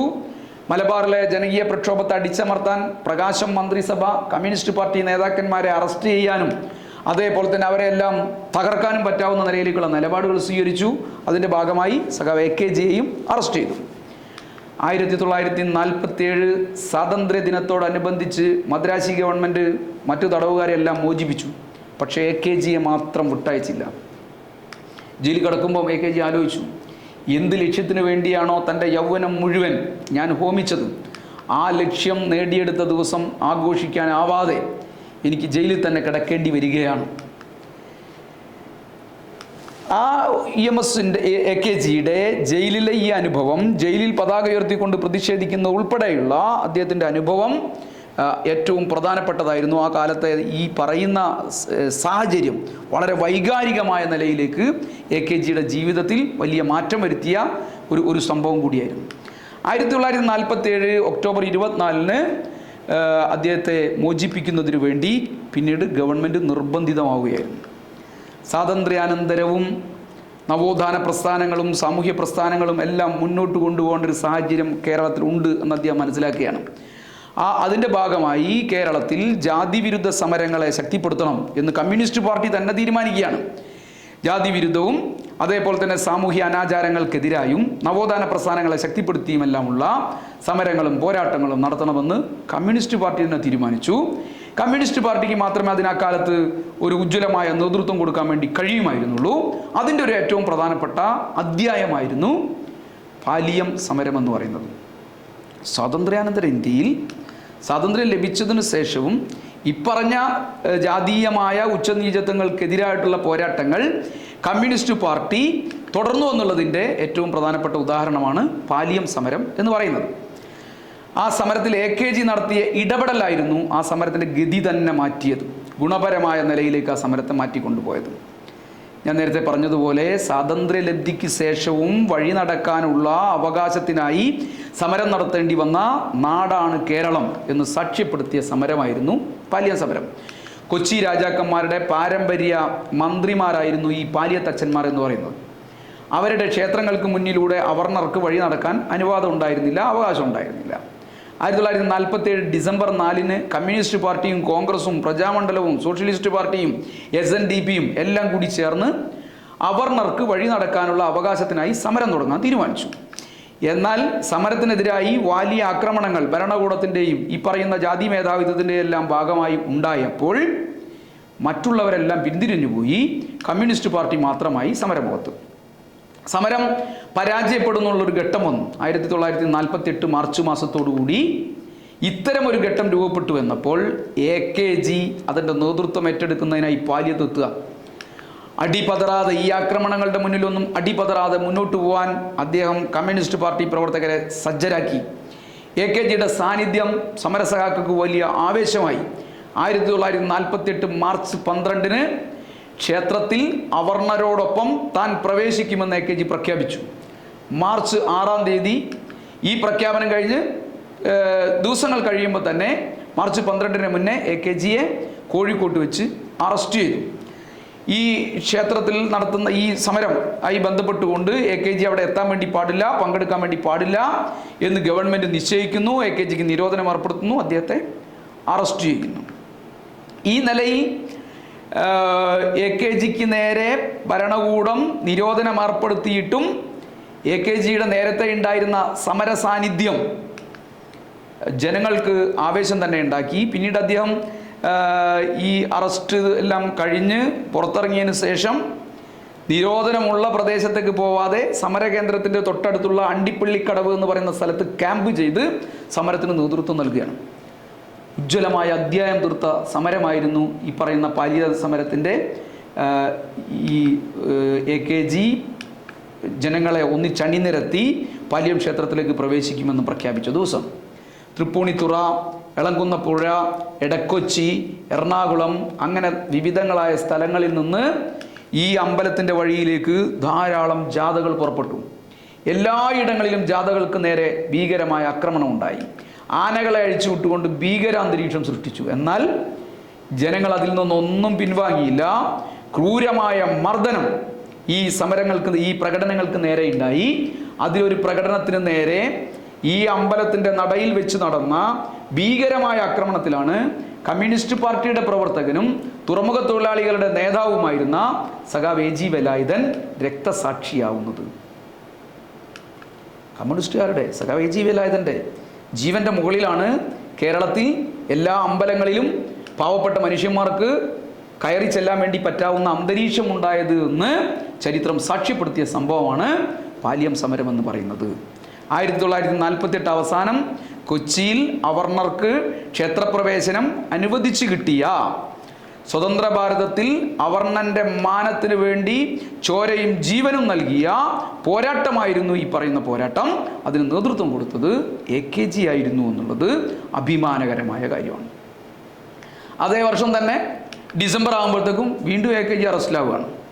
ഒരു ഇൻസ്പെക്ടറെ കൊല്ലുമെന്ന് ഭീഷണിപ്പെടുത്തി എന്നുള്ളതായിരുന്നു അദ്ദേഹത്തെ അറസ്റ്റ് ചെയ്യാൻ പറഞ്ഞ കാരണം. അറസ്റ്റ് ചെയ്ത് നേരെ വെല്ലൂർ ജയിലിൽ കൊണ്ടുപോയി അടച്ചു. അവിടുന്ന് പിന്നീട് രാജമുദ്രി ജയിലിലേക്ക് അദ്ദേഹത്തെ മാറ്റുകയുണ്ടായി. അവിടെയും ഈ പറഞ്ഞ ഭീകരമായ പീഡനങ്ങൾ AKGക്ക് സഹിക്കേണ്ടി വന്നു. ധാരാളം അസൗകര്യങ്ങളുള്ള സ്ഥലത്തായിരുന്നു അദ്ദേഹത്തെ കൊണ്ടുപോയിട്ടത്. അവിടെ ആ ജയിലിനകത്ത് സഖാവ് AKGയും സഖാവ് വെങ്കിട്ടരാമനും എല്ലാം 26 ദിവസത്തോളം ഈ പറഞ്ഞ ജയിലിലെ പീഡനത്തിനെതിരായി നിരാഹാര സമരം നടത്തി. കുറച്ച് സൗകര്യങ്ങളെല്ലാം നൽകാം എന്ന് ജയിലധികാരികൾ അവർക്ക് ഉറപ്പ് കൊടുത്തു. പക്ഷെ അതൊന്നും നടപ്പിലാക്കാൻ അവർ തയ്യാറായില്ല. ആ ഉറപ്പിൻ്റെ മുകളിൽ നിരാഹാരം നിർത്തി. എന്നാൽ വാക്ക് പാലിക്കാത്തതുകൊണ്ട് വീണ്ടും സമരം ആരംഭിക്കേണ്ടി വന്നു. തുടർന്ന് അവരെ കടലൂർ ജയിലിലേക്ക് മാറ്റുകയാണ് AKGയെ. 3 വർഷം അങ്ങനെ ജയിലിൽ കഴിയേണ്ടി വന്നു. ഈ നിലയിലേക്ക് ജയിലിലായാലും പുറത്തായാലും ജനങ്ങൾക്കിടയിലായാലും ഒളിവിലായാലും എല്ലാം സമരങ്ങളും പോരാട്ടങ്ങളും പ്രതിഷേധങ്ങളും എല്ലാം നിറഞ്ഞതായിരുന്നു. AKGയുടെ ജീവശ്വാസം എന്ന് പറയുന്നത്, ജീവവായുവായി അദ്ദേഹം ശ്വസിച്ചു എന്ന് പറയുന്നത് ഈ സമരങ്ങളും പോരാട്ടങ്ങളുമായിരുന്നു എന്നുള്ളത് തന്നെയാണ് അദ്ദേഹത്തിൻ്റെ ജീവിതം എന്ന് പറയുന്നത്. ഇതോടൊപ്പം തന്നെ ഈ ജയിലിൽ നിന്ന് പുറത്തിറങ്ങിയതിന് ശേഷം ധാരാളം സമരങ്ങൾക്കും പോരാട്ടങ്ങൾക്കും AKG വീണ്ടും നേതൃത്വം നൽകി. കരുതൽ തടങ്കുകാരൻ എന്ന നിലയിൽ കോടതിയെ സമീപിക്കാനുള്ള ഒരു അവകാശം അദ്ദേഹത്തിന് ഈ കരുതൽ തടവുകാർക്ക് ഉണ്ടായിരുന്നു. കോടതിയെ സമീപിക്കാനുള്ള ഒരു അവകാശം ഉണ്ടായിരുന്നു. പക്ഷെ അത് സർക്കാർ AKGക്ക് നിഷേധിച്ചപ്പം അദ്ദേഹം തന്നെ സുപ്രീം കോടതിയിൽ ഒരു കേസ് ഫയൽ ചെയ്യുകയുണ്ടായി.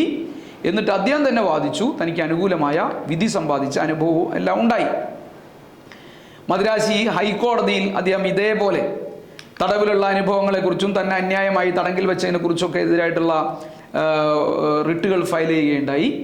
ഇതെല്ലാം കൂടി നിയമപരമായും തൻ്റെ പോരാട്ടങ്ങളെയും സമരങ്ങളെയും കോടതികളെയും ഇതിനെല്ലാം വേണ്ടി ഉപയോഗിക്കുന്ന നിലയിലും സഖാവ് AKG ഉപയോഗപ്പെടുത്തി. അവസാനം അദ്ദേഹത്തെ വിട്ടയക്കാൻ കോടതിക്ക് തന്നെ പറയേണ്ടി വന്നു എന്നുള്ളതാണ് അനുഭവം. ജയിലിൽ നിന്ന് വന്നതിന് ശേഷം പിന്നീട് സ്വാതന്ത്ര്യ അനന്തര ഇന്ത്യയിലെ അനുഭവങ്ങളാണ് ഈ പറഞ്ഞത്. സ്വാതന്ത്ര്യത്തിന് ശേഷമുള്ള ഈ കാലത്ത് ജയിലിൽ നിന്ന് വന്നതിന് ശേഷം രാജ്യത്തിൻ്റെ വിവിധ ഭാഗങ്ങളിൽ ജനാധിപത്യ പ്രസ്ഥാനവും അതേപോലെ തന്നെ തൊഴിലാളി പ്രസ്ഥാനങ്ങളും എല്ലാം കെട്ടിപ്പടുക്കുന്നതിന് അദ്ദേഹം നേതൃത്വം നൽകി. ഭരണകൂടം, കോൺഗ്രസ് ഭരണകൂടം തൊഴിലാളികൾക്കും കർഷകർക്കുമൊക്കെ എതിരായി അഴിച്ചുവിട്ട ആക്രമണങ്ങൾക്കും ഭീകരതകൾക്കൊക്കെ എതിരായിട്ടുള്ള പോരാട്ടങ്ങൾക്ക് ഏറ്റവും പ്രധാനപ്പെട്ട നേതൃത്വമായി അദ്ദേഹം മാറി. ഇത്തരം എതിരായിട്ടുള്ള പ്രചരണങ്ങളിൽ ഏറ്റവും പ്രധാനപ്പെട്ട നേതൃത്വമായി പങ്കുവഹിക്കുന്ന നേതാവായി സഖാവ് AKG അക്കാലത്ത് മാറി. ഇക്കാലത്ത് ഭൂമിക്ക് വേണ്ടിയുള്ള ധാരാളം സമരങ്ങൾ ഇന്ത്യ രാജ്യത്ത് നടന്നു. ആ സമരങ്ങളിലും AKG ഏറ്റവും പ്രധാനപ്പെട്ട സാന്നിധ്യമായിരുന്നു, നേതൃത്വമായിരുന്നു എന്നുള്ളതാണ് ചരിത്രം രേഖപ്പെടുത്തിയത്. ഇപ്പോൾ ഉത്തർപ്രദേശ്, രാജസ്ഥാൻ ഉൾപ്പെടെ ബീഹാർ ഉൾപ്പെടെ അക്കാലത്ത് നടന്ന ഭൂമിക്ക് വേണ്ടി നടന്ന പ്രക്ഷോഭങ്ങളിലെ എല്ലാം ആവേശകരമായ നേതൃത്വമായിരുന്നു സഖാവ് AKG. കുറച്ചു കാലം അദ്ദേഹം ആന്ധ്രയിൽ ചെലവഴിച്ചു. ആന്ധ്രയിൽ ചെലവഴിച്ച കാലത്തും ഇത്തരം പോരാട്ടങ്ങൾക്കും സമരങ്ങൾക്കും എല്ലാം അദ്ദേഹം നേതൃത്വം കൊടുത്തു. 1951 കൽക്കത്തയിൽ ചേർന്ന കിസാൻ സഭയുടെ സമ്മേളനം AKGയെ കിസാൻ സഭയുടെ പ്രസിഡന്റായി തിരഞ്ഞെടുക്കുന്നതോടുകൂടി ഇന്ത്യയിലാകെ കർഷക പോരാട്ടങ്ങൾക്ക് നേതൃത്വം കൊടുക്കുന്ന നേതാവായി സഖാവ് AKG മാറുകയായിരുന്നു. മരണം വരെ പിന്നീടുള്ള എല്ലാ സമ്മേളനങ്ങളിലും അദ്ദേഹത്തെ തന്നെയായിരുന്നു കിസാൻ സഭയുടെ പ്രസിഡന്റായി തിരഞ്ഞെടുക്കപ്പെട്ടത്. അതുകൊണ്ട് തന്നെ ആ കാലം മുഴുവൻ അദ്ദേഹം ഇത്തരം പോരാട്ടങ്ങൾക്കെല്ലാം നേതൃത്വം കൊടുക്കുകയും ചെയ്തു. AKGയുടെ ജീവിതത്തിൽ കമ്മ്യൂണിസ്റ്റുകാർ ഇന്ന് ജീവിച്ചിരിക്കുന്നവർ പഠിച്ചിരിക്കേണ്ട പ്രധാനപ്പെട്ട അനുഭവമായിരുന്നു അദ്ദേഹത്തിൻ്റെ പാർലമെൻ്ററി പ്രവർത്തനം. 1952 കണ്ണൂർ നിയോജക മണ്ഡലത്തിൽ നിന്ന് ലോക്സഭയിലേക്ക് അദ്ദേഹം തിരഞ്ഞെടുക്കപ്പെടുന്നു. CK ഗോവിന്ദൻ നായരായിരുന്നു അദ്ദേഹത്തിൻ്റെ ഏറ്റവും പ്രധാനപ്പെട്ട എതിരാളി. 1 ലക്ഷത്തോളം വോട്ടിൻ്റെ ഭൂരിപക്ഷത്തിനാണ് ഗോവിന്ദൻ നായരെ അദ്ദേഹം പരാജയപ്പെടുത്തിയത്. പാർലമെൻറ്റിലെ കമ്മ്യൂണിസ്റ്റ് ഗ്രൂപ്പിൻ്റെ നേതാവായി അതിനെ തുടർന്ന് അദ്ദേഹം തിരഞ്ഞെടുക്കപ്പെട്ടു. 1957, 1962, 1967, 1971 അങ്ങനെ 4 ഘട്ടങ്ങളിലും അദ്ദേഹം ഇന്ത്യൻ പാർലമെൻറ്റിലേക്ക് തിരഞ്ഞെടുക്കപ്പെട്ടു. എല്ലാ ഘട്ടങ്ങളിലും അദ്ദേഹം തന്നെയായിരുന്നു പാർലമെൻറ്റിലെ കമ്മ്യൂണിസ്റ്റ് ഗ്രൂപ്പിൻ്റെ നേതാവായി പ്രവർത്തിച്ചത്. പാർലമെന്റിൽ പ്രവേശിച്ചപ്പോൾ രണ്ട് കാര്യങ്ങളാണ് തന്നെ അലട്ടിയതെന്ന് AKG സൂചിപ്പിക്കുന്നുണ്ട്. ഒന്നാമതായി, ഈ ചട്ടക്കൂടിൽ എന്തെങ്കിലും എനിക്ക് ചെയ്യാൻ വേണ്ടി കഴിയുമോ എന്നുള്ളതായിരുന്നു എൻ്റെ ആശങ്ക. രണ്ടാമത്തത്, 5 കൊല്ലത്തിന് ശേഷം ഈ സംഘടനയുടെ ദുഷിച്ച ഫലങ്ങൾ ബാധിക്കാതെ എനിക്ക് പുറത്തു വരാൻ കഴിയുമോ എന്നുള്ളതായിരുന്നു എൻ്റെ ചിന്ത. ഇത് രണ്ടും വർത്തമാനകാലത്തെ കമ്മ്യൂണിസ്റ്റുകാരുടെ ജീവിതത്തിലും അവർ പകർത്താൻ വേണ്ടി പറ്റാവുന്ന AKGയുടെ ധാരാളം, ഈ ചിന്തകളുടെ അടിസ്ഥാനത്തിൽ അദ്ദേഹം രൂപപ്പെടുത്തിയെടുത്ത ധാരാളം മാതൃകകളുണ്ട്.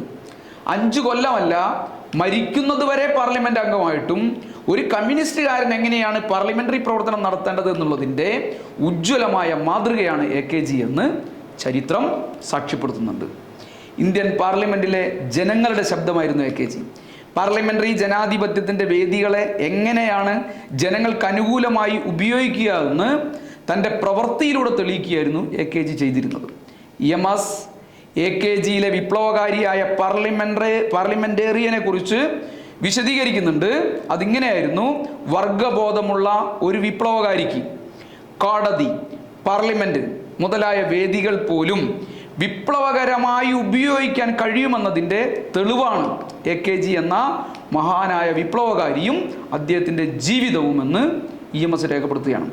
തൊഴിലാളി വർഗത്തെ വലയിട്ട് പിടിക്കാൻ ബൂർഷ്വാസി സൃഷ്ടിച്ച ഇത്തരം സ്ഥാപനങ്ങളെപ്പോലും ബൂർഷ്വാസിക്കെതിരെ ഉപയോഗിക്കാൻ കഴിയുമെന്ന് സ്വന്തം ജീവിതത്തിലൂടെയാണ് AKG തെളിയിച്ചത്. ജനകീയ പ്രശ്നങ്ങൾ പാർലമെന്റിൽ പ്രതിഫലിപ്പിക്കുന്നതിലും കേരളത്തിൻ്റെ നിരവധിയായ ആവശ്യങ്ങൾ നേടിയെടുക്കുന്നതിലുമെല്ലാം അവിസ്മരണീയമായ പങ്കാണ് സഖാവ് AKG വഹിച്ചിട്ടുള്ളത്. നമുക്ക് സ്റ്റാറ്റ്യൂട്ടറി റേഷൻ സമ്പ്രദായം അനുവദിക്കുന്നതിനായി AKG നടത്തിയ പോരാട്ടങ്ങൾ ഇതിൽ ഏറ്റവും പ്രധാനപ്പെട്ടതാണ്. കൊച്ചി കപ്പൽ നിർമ്മാണശാലയ്ക്ക് വേണ്ടി AKG പാർലമെന്റിൽ നടത്തിയിട്ടുള്ള പോരാട്ടങ്ങളും സമരങ്ങളും മലയാളിക്ക് മറക്കാനാവാത്തതാണ്. 1952 സഖാവ് AKG വയലാർ സമരസേനാനിയും നായകനുമായിരുന്ന CK കുമാരപ്പണിക്കരുടെ അനന്തരവളായ സഖാവ് സുശീല ഗോപാലനെ CK സുശീലയെ വിവാഹം ചെയ്യുന്നത്. AKGയുടെ ഒളിവ് ജീവിതകാലം തൊട്ട് അവർ പരസ്പരം അറിയാവുന്നവരായിരുന്നു. അങ്ങനെയാണ് AKG സുശീലയെ വിവാഹം കഴിക്കുന്നത്. AKGയുടെ ഒരു കുടുംബജീവിതം എന്നുള്ള നിലയിലേക്ക് ആരംഭിക്കുന്നത്. ഇന്ത്യയിലാകെ ഭാഷാ സംസ്ഥാനങ്ങൾക്ക് വേണ്ടിയിട്ടുള്ള വലിയ പ്രക്ഷോഭങ്ങൾ നടന്നുകൊണ്ടിരിക്കുകയാണ്. കേരളത്തിലും അത്തരം പോരാട്ടങ്ങൾ ശക്തിപ്പെടുന്നു. ഈ പോരാട്ടങ്ങൾക്കെല്ലാം രാജ്യത്താകെ സഖാവ് AKG നേതൃത്വം കൊടുക്കുന്ന നിലയുണ്ടായി. മഹാഗുജറാത്ത് പ്രക്ഷോഭത്തെ അധികാരികൾ അടിച്ചമർത്തുകയാണെന്ന വാർത്ത കേട്ടപ്പം AKG ഗുജറാത്തിലേക്ക് എത്തുകയാണ്. അവിടെ എത്തിയ ഉടനെ തന്നെ അദ്ദേഹത്തെ പോലീസ് അറസ്റ്റ് ചെയ്യുന്നുണ്ട്, ജയിലിൽ അടയ്ക്കുന്നുണ്ട്, ജയിലിൽ നിരാഹാരം നടത്തുന്നുണ്ട്. പിന്നീട് അദ്ദേഹത്തെ പുറത്തുവിടുകയാണ്. 1957 തെരഞ്ഞെടുപ്പ് പ്രചരണത്തിനായി ഈ കേരളത്തിൻ്റെ എല്ലാ മേഖലകളിലും സഖാവ് AKG വിശ്രമമില്ലാതെ അദ്ദേഹം പര്യടനം നടത്തി. വിവിധ പ്രദേശങ്ങളിൽ അദ്ദേഹം താമസിച്ചു, ജനങ്ങൾക്കിടയിൽ പ്രവർത്തിച്ചു, പ്രസംഗം നടത്തി, തെരഞ്ഞെടുപ്പ് പ്രവർത്തനങ്ങൾക്ക് നേതൃത്വം കൊടുത്തു. ഏറ്റവും സജീവമായി അദ്ദേഹം അക്കാലത്ത് 57 തെരഞ്ഞെടുപ്പിൻ്റെ രംഗത്ത് അദ്ദേഹം ഇടപെട്ടു. തെരഞ്ഞെടുപ്പിനെ തുടർന്ന് കേരളത്തിൽ കമ്മ്യൂണിസ്റ്റ് പാർട്ടിയുടെ ഗവൺമെൻറ് അധികാരത്തിൽ വന്നു. അക്കൊല്ലം ഡിസംബറിൽ തന്നെ കൈറോവിൽ നടന്ന അഫ്രോ ഏഷ്യൻ സമ്മേളനത്തിൽ അദ്ദേഹം പങ്കെടുക്കുകയുണ്ടായി. Italy, France, England, Czechoslovakia, Hungary, Poland തുടങ്ങിയ രാജ്യങ്ങളെല്ലാം ഈ ഘട്ടത്തിൽ അദ്ദേഹം സന്ദർശിക്കുകയുണ്ടായി. അതായത് കേരളം രാജ്യം, അതിൻ്റെ അപ്പുറത്തേക്ക് ലോകത്തെ അനുഭവങ്ങൾ കൂടി സംശീകരിക്കുന്ന നിലയിലേക്ക് ലോകത്തെ വിവിധ രാജ്യങ്ങൾ അദ്ദേഹം സന്ദർശിക്കുന്നു. സോഷ്യലിസ്റ്റ് രാജ്യങ്ങളായിരുന്നു ഈ പറഞ്ഞതെല്ലാം. ഈ പറഞ്ഞതിൽ ഭൂരിപക്ഷവും വലിയ മുതലാളിത്ത രാജ്യങ്ങളുണ്ട്, ഇറ്റലി, ഫ്രാൻസ്, ഇംഗ്ലണ്ട് ഒക്കെ അദ്ദേഹം സന്ദർശിക്കുകയുണ്ടായി. ഈ അനുഭവങ്ങളെല്ലാം കേരളത്തിലെയും ഇന്ത്യയിലെയും തൊഴിലാളി വർഗത്തിൻ്റെ പോരാട്ടങ്ങൾക്ക് ശക്തി പകരാൻ അദ്ദേഹം ഉപയോഗിച്ചു എന്നുള്ളതാണ് ആ അനുഭവങ്ങളുടെ, ഈ സന്ദർശനങ്ങളുടെ ഒരു ഗുണമായി അദ്ദേഹം രേഖപ്പെടുത്തുന്നത്. 1958 അഭിവൃദ്ധി നികുതി എന്ന് പറയുന്ന നികുതി ഏർപ്പെടുത്തുന്നത്. അതിനെതിരായിട്ടുള്ള സമരം നടത്താൻ അദ്ദേഹം പഞ്ചാബിലേക്ക് പോവുകയായിരുന്നു. അവിടെ ചെന്ന ഉടനെ തന്നെ അദ്ദേഹത്തെ അറസ്റ്റ് ചെയ്യുന്നതിനുള്ള നീക്കം നടത്തുകയുണ്ടായി. അവിടെ നിന്ന് അറസ്റ്റ് ചെയ്ത് പുറത്താക്കപ്പെടുന്നത് വരെ അവിടുത്തെ ഈ സമരം നടത്തുന്ന കൃഷിക്കാരിൽ ആത്മവിശ്വാസം ഉണ്ടാക്കുന്നതിനു വേണ്ടിയും സമരത്തിന് നേതൃത്വം കൊടുക്കുന്നതിനും ആ ഗ്രാമത്തിൽ തന്നെ ജീവിച്ച് കർഷകരോടൊപ്പം നിന്ന് സമരത്തിന് നേതൃത്വം കൊടുക്കുകയായിരുന്നു AKG ചെയ്തതെന്ന് പഞ്ചാബിലെ കർഷക പ്രസ്ഥാനത്തിൻ്റെ ചരിത്രത്തിലെ ഒരു പ്രധാനപ്പെട്ട ഭാഗമായി രേഖപ്പെടുത്തപ്പെട്ടിട്ടുണ്ട്. 1959 വിമോചന സമരത്തെ തുടർന്ന് കേരളത്തിലെ കമ്മ്യൂണിസ്റ്റ് പാർട്ടിയുടെ മന്ത്രിസഭയെ പിരിച്ചുവിട്ടു. കമ്മ്യൂണിസ്റ്റ് മന്ത്രിസഭ കൊണ്ടുവന്ന കാർഷിക ബന്ധ ബില്ലിന് പ്രസിഡന്റ് അനുമതി നൽകാത്തതിൽ ഉത്കണ്ഠ പ്രകടിപ്പിച്ചും കർഷകദ്രോഹപരമായ മാറ്റങ്ങൾ വരുത്താനുള്ള നീക്കത്തിൽ പ്രതിഷേധിച്ചും AKGയുടെ നേതൃത്വത്തിൽ വലിയ സമരങ്ങൾ തുടങ്ങാൻ വേണ്ടി നിശ്ചയിച്ചു. 1960 ജൂണിൽ കാസർഗോഡ് നിന്ന് തിരുവനന്തപുരത്തേക്ക് AKGയുടെ നേതൃത്വത്തിൽ ഒരു കാൽനട യാത്ര നടത്തുകയുണ്ടായി. അഭൂതപൂർവമായ ജനമുന്നേറ്റമായിരുന്നു ആ ജാഥയുടെ ഭാഗമായി കേരളത്തിൽ ഉണ്ടായിരുന്നത് എന്നാണ് ചരിത്രം രേഖപ്പെടുത്തപ്പെട്ടത്. 61 ജൂണിൽ അയ്യപ്പൻ കോവിലിൽ നടന്ന നിഷ്ഠൂരമായ കുടിയൊഴിക്കലിനെതിരായി സഖാവ് AKG അവിടെ എത്തുന്നു. കുടിയൊഴിക്കപ്പെട്ട കർഷകരോടൊപ്പം ചേരുന്നു. അമരാവതിയിൽ AKG ഈ കുടിയൊഴിപ്പിക്കലിനെതിരായി അതിൽ പ്രതിഷേധിച്ചുകൊണ്ട് നടത്തിയ നിരാഹാരം കേരളത്തിൻ്റെ കർഷക സമര ചരിത്രത്തിലെ അല്ലെങ്കിൽ ജനകീയ പോരാട്ടങ്ങളിലെ ഐതിഹാസികമായ അധ്യായമായിരുന്നു. അതായത് 59-ലെ EMSൻ്റെ ഗവൺമെൻറ്റിനെ പിരിച്ചുവിട്ടതിനു ശേഷം അധികാരത്തിൽ വന്ന വലതുപക്ഷ സർക്കാർ ജനങ്ങൾക്കെതിരായി അവരുടെ ആയുധങ്ങൾ പ്രയോഗിക്കാൻ വേണ്ടി തുടങ്ങിയപ്പോൾ AKG വീണ്ടും ഉജ്ജ്വലനായ വിപ്ലവകാരിയായി മാറുകയായിരുന്നു. എല്ലാ കർഷക സമരത്തിലും അദ്ദേഹത്തിൻ്റെ സാന്നിധ്യമുണ്ടായി. കേരളത്തിലെ കർഷക പ്രസ്ഥാനത്തിൻ്റെ ചരിത്രത്തിലെ ഏറ്റവും ഉജ്ജ്വലമായ അധ്യായമായിരുന്നു ഞാൻ ഈ പറഞ്ഞ അമരാവതി സത്യാഗ്രഹം. അതിന് സഖാവ് AKG നേതൃത്വം കൊടുത്തു. ഇടുക്കി ജില്ലയിലെ ഉടുമ്പൻചോല താലൂക്കിലെ അയ്യപ്പൻ കോവിലിൽ ആ പ്രദേശത്തുള്ള കർഷകരുടെ വീടുകൾ മുഴുവൻ തീവച്ച് നശിപ്പിച്ചുകൊണ്ടായിരുന്നു 2000-ഓളം കുടുംബങ്ങളെ ഇടുക്കി ഡാം നിർമ്മാണവുമായി ബന്ധപ്പെട്ട് ബലമായി അവിടെ നിന്ന് കുടിയിറക്കിയത്. ഈ കർഷകരെ 40 മൈൽ അകലെയുള്ള കുമിളിക്കടുത്തുള്ള ഈ അമരാവതിയിൽ കൊണ്ടുപോയി താമസിപ്പിച്ചു. പട്ടിണിയും പേമാരിയും എല്ലാം ഈ ജനങ്ങളെ വലിയ ദുരിതത്തിലാഴ്ത്തി. പല ആളുകളും മരണമടഞ്ഞു. സർക്കാർ തിരിഞ്ഞു നോക്കിയില്ല. അത്തരമൊരു ഘട്ടത്തിലാണ് 1961 ജൂൺ 6-ന് സഖാവ് AKG നിരാഹാര സമരം ആരംഭിക്കുന്നത്.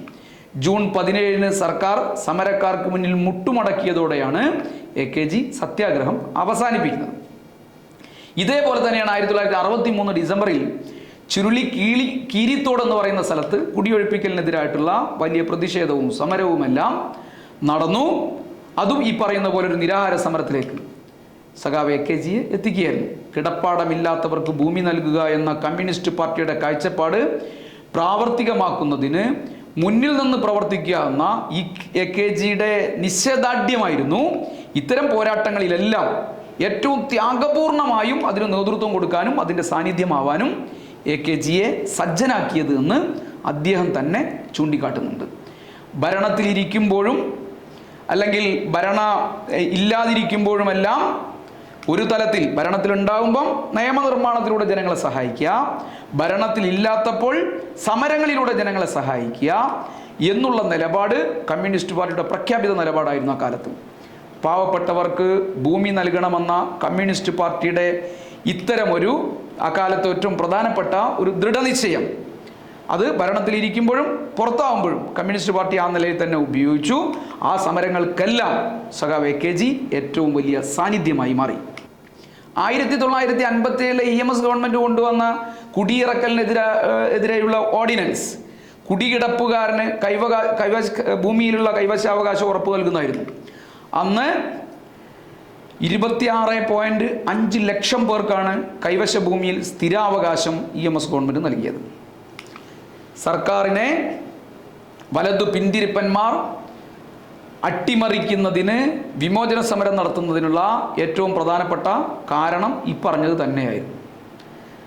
പിന്നീട് അധികാരത്തിൽ വന്ന വലതുപക്ഷ സർക്കാർ പിന്തിരിപ്പന്മാർ ഇതിനെ അട്ടിമറിക്കാനുള്ള വലിയ ശ്രമങ്ങളെല്ലാം നടത്തുകയുണ്ടായി. നിയമത്തിൽ വെള്ളം ചേർത്തു. അതേപോലെ തന്നെ പിന്നോക്ക വിഭാഗങ്ങൾക്കടക്കം നൽകുന്നതിനായി കണ്ടെത്തിയ മിച്ചഭൂമിയിൽ 70% സമ്പന്നന്മാർക്ക് തിരിച്ചു നൽകുന്ന നിലയുണ്ടായി. ഈ ഭൂപരിഷ്കരണത്തെ 57-ലെ സർക്കാരിൻ്റെ ജനങ്ങളോടൊപ്പം നിൽക്കുന്ന ഞാൻ നേരത്തെ പറഞ്ഞ ഏറ്റവും പ്രധാനപ്പെട്ട കാഴ്ചപ്പാടിന് വിരുദ്ധമായി പിന്നീടുള്ള സർക്കാർ പ്രവർത്തിച്ചപ്പോൾ അതിനെതിരായിട്ടുള്ള പോരാട്ടങ്ങളും സമരങ്ങളും എല്ലാം AKGയുടെ നേതൃത്വത്തിൽ ഏറ്റവും സജീവമായി നടത്തി. 67-ൽ EMSന്റെ ഗവൺമെൻറ് വീണ്ടും അധികാരത്തിൽ വന്നു. കമ്മ്യൂണിസ്റ്റ് പാർട്ടി CPIMൻ്റെ നേതൃത്വത്തിൽ സപ്തകക്ഷി മുന്നണി കേരളത്തിൽ അധികാരത്തിൽ വന്നു. കുടികിടപ്പുകാർക്ക് കൈവകാശാവകാശം ഉറപ്പു നൽകുന്ന ഒരു നിയമം വീണ്ടും പാസ്സാക്കി. ആ നിയമം പാസ്സാക്കി വരുമ്പോഴത്തേക്കും ആ സർക്കാരും അട്ടിമറിക്കപ്പെട്ടു. ഭൂരഹിതർക്ക് ഭൂമി നൽകുന്നതിനുള്ള ഉജ്ജ്വലമായ പോരാട്ടത്തിന് നേതൃത്വം നൽകാൻ കമ്മ്യൂണിസ്റ്റ് പാർട്ടി തീരുമാനിച്ചു. 1970 ജനുവരി മാസം 1-ാം തീയതി കേരളത്തിന് മുകളിൽ സൂര്യൻ ഉദിച്ചാൽ ഈ നിയമം നടപ്പിലാക്കിയതായി ഞങ്ങൾ പ്രഖ്യാപിക്കും എന്ന് പറഞ്ഞുകൊണ്ടാണ് CPIM-ന്റെ നേതൃത്വത്തിൽ ആലപ്പുഴ കൺവെൻഷൻ ചേരുന്നത്. ആ പോരാട്ടത്തിന് 1970 ജനുവരി മാസം 1-ാം തീയതി നൂറുകണക്കായ രക്തസാക്ഷികളുടെ ചോര കൊണ്ട് ചുവന്ന അരിവാളും ചുറ്റികയും ആലേഖനം ചെയ്ത ചെങ്കൊടി ഏന്തിക്കൊണ്ട് CPM-കാർ സമരത്തിന് നേതൃത്വം കൊടുത്തു. AKG ആ സമരത്തിൻ്റെ മുൻനിരയിൽ നിന്നും 3,21,093 പേർക്കാണ് CPIM നേരിട്ട് നടത്തിയ സമരത്തിലൂടെ കൈവശാവകാശം ലഭിച്ചത്. അതിൻ്റെ എത്രയോ ഇരട്ടി ആളുകൾക്ക് പിന്നീടുള്ള നിയമ പോരാട്ടങ്ങളിലൂടെ അവകാശം ലഭിക്കുന്ന നിലയുണ്ടായി. അതായത് വലിയ വിഭാഗം ജനങ്ങൾക്ക് കേരളത്തിൽ ഒരു പിടി മണ്ണ് സ്വന്തമായി ലഭിക്കുന്നതിന് ഇടയായത് കമ്മ്യൂണിസ്റ്റുകാരും AKG-യും എല്ലാം നടത്തിയ അത്യുജ്വലമായ പോരാട്ടങ്ങളുടെ ഭാഗമായിട്ടാണെന്നർത്ഥം. 1972 മിച്ചഭൂമി സമരത്തിനും പിന്നീട് നടന്ന മിച്ചഭൂമി സമരത്തിനും സഖാവ് AKG തന്നെയായിരുന്നു നേതൃത്വം കൊടുത്തത്.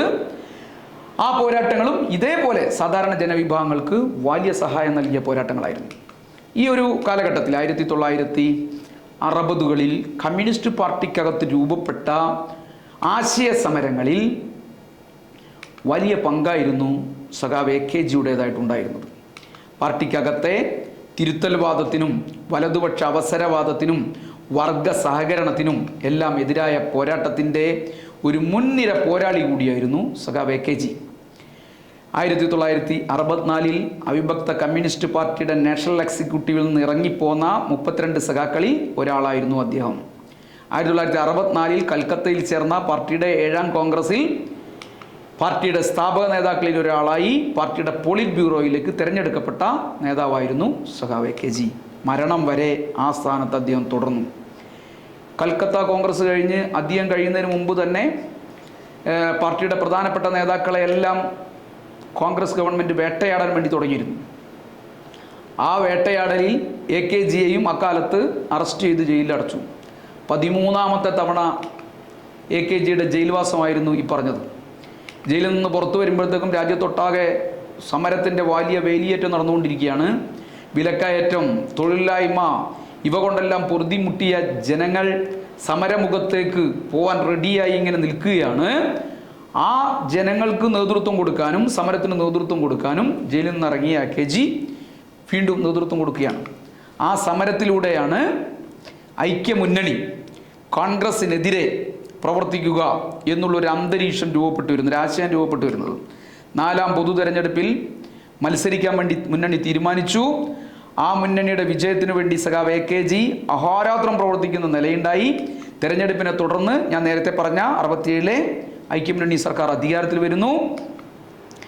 ഈ നിലയിലേക്ക് സ്വാതന്ത്ര്യാനന്തര കേരളം രൂപീകരിച്ചതിന് ശേഷം കമ്മ്യൂണിസ്റ്റ് പാർട്ടിക്കെതിരായി ഉയർന്നു വന്ന വലതുപക്ഷത്തിൻ്റെ ആക്രമണങ്ങളിൽ നിന്ന് പാർട്ടിയെ സംരക്ഷിക്കുന്നതിന് ഏറ്റവും പ്രധാനപ്പെട്ട നേതൃത്വമായി സഖാവ് AKG മാറി.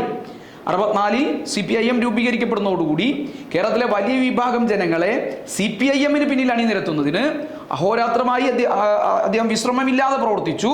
അതോടൊപ്പം തന്നെ അക്കാലത്ത് ഉയർന്നു വന്ന പോരാട്ടങ്ങൾക്കും സമരങ്ങൾക്കും എല്ലാം അതേ സമയം തന്നെ AKG നേതൃത്വം നൽകിയെന്നുള്ളതുമാണ് ഈ സാഹചര്യം കാണിക്കുന്നത്. 69 ഞാൻ നേരത്തെ സൂചിപ്പിച്ചതുപോലെ ഈ മന്ത്രിസഭയെ പിന്നിൽ നിന്ന് കുത്തി തള്ളിയിട്ട് അധികാരത്തിൽ വന്ന മാർക്സിസ്റ്റ് വിരുദ്ധ മന്ത്രിസഭ ജനാധിപത്യത്തെ ആകെ തച്ചു തകർക്കാൻ വേണ്ടി ശ്രമം നടത്തിയപ്പോൾ അതിനെതിരായും സമരരംഗത്തിറങ്ങിയത്, അതിന് നേതൃത്വം കൊടുത്തത് AKG തന്നെയായിരുന്നു.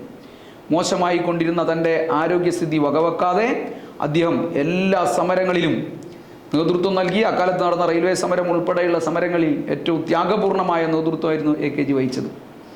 പാർട്ടിയുടെയും കിസാൻ സഭയുടെയും നേതാവെന്ന നിലയിൽ തൊഴിലാളി വർഗത്തിന്, കൃഷിക്കാർക്ക് അവർ തമ്മിലുള്ള ഐക്യം, ശക്തിപ്പെടൽ, അതെല്ലാം കൂടി ശക്തിപ്പെടുത്തിക്കൊണ്ട് ഈ രാജ്യത്തെ മോചനം, സാധാരണ ജനങ്ങളുടെ മോചനം സാധ്യമാക്കുന്നതിന് വേണ്ടി മുന്നോട്ട് പോകുന്നതിൽ AKG ഏറ്റവും പ്രധാനപ്പെട്ട പങ്ക്, ഏറ്റവും പ്രധാനപ്പെട്ട ഊന്നൽ അക്കാലത്ത് നൽകുകയുണ്ടായി.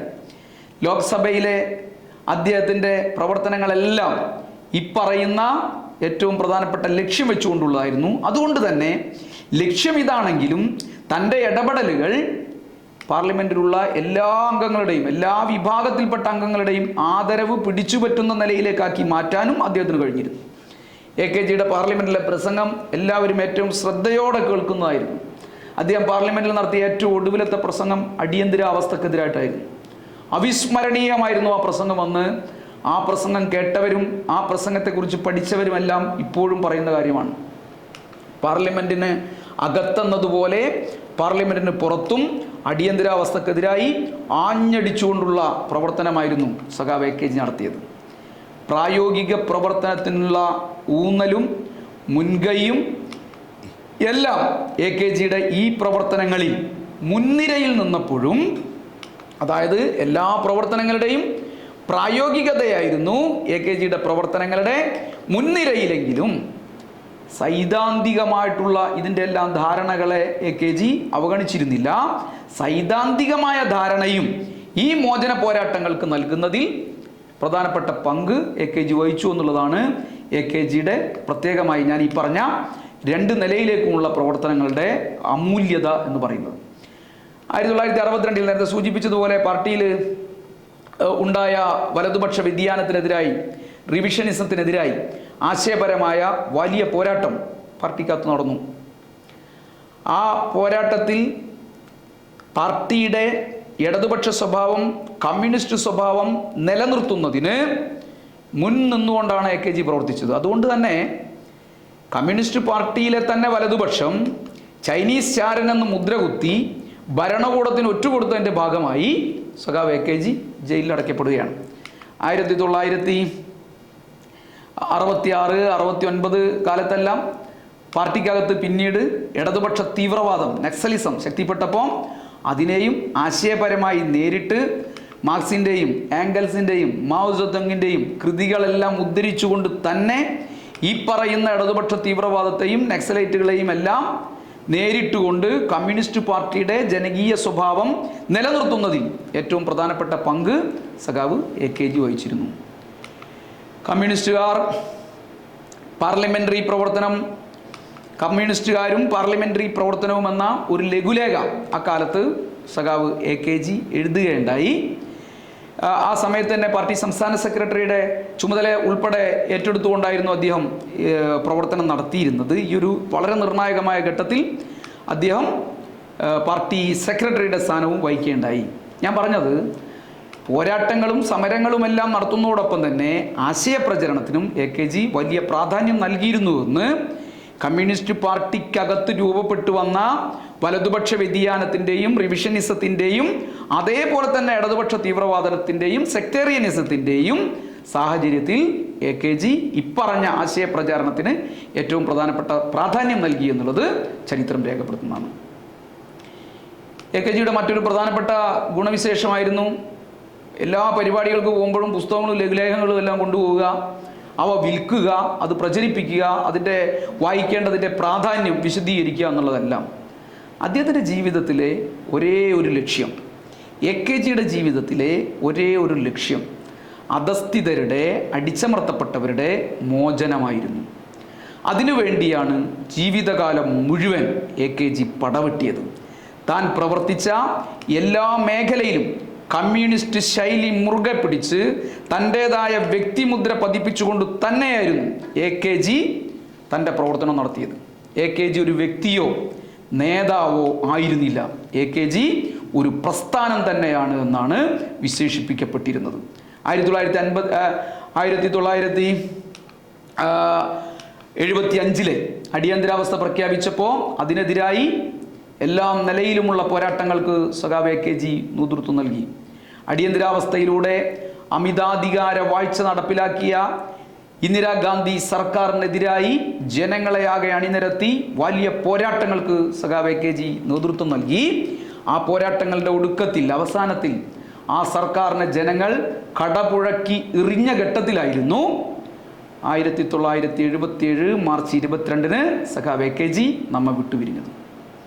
ഈ നാട്ടിലെ, ഈ രാജ്യത്തെ എല്ലാ വിഭാഗം ജനങ്ങളുടെയും താല്പര്യങ്ങൾ മുൻനിർത്തി ഒരു ആധുനിക പുതു കേരളം കെട്ടിപ്പടുക്കാനുള്ള പ്രവർത്തനങ്ങളുമായി നമ്മുടെ പാർട്ടിയും CPIM-ഉം സഖാവ് പിണറായിയുടെ നേതൃത്വത്തിലുള്ള സർക്കാരും മുന്നോട്ട് പോകുമ്പോൾ അവ പ്രാവർത്തികമാക്കുന്നതിന് AKGയുടെ ഓർമ്മകൾ എല്ലാ മനുഷ്യസ്നേഹികൾക്കും കമ്മ്യൂണിസ്റ്റുകാർക്കും കരുത്താകും.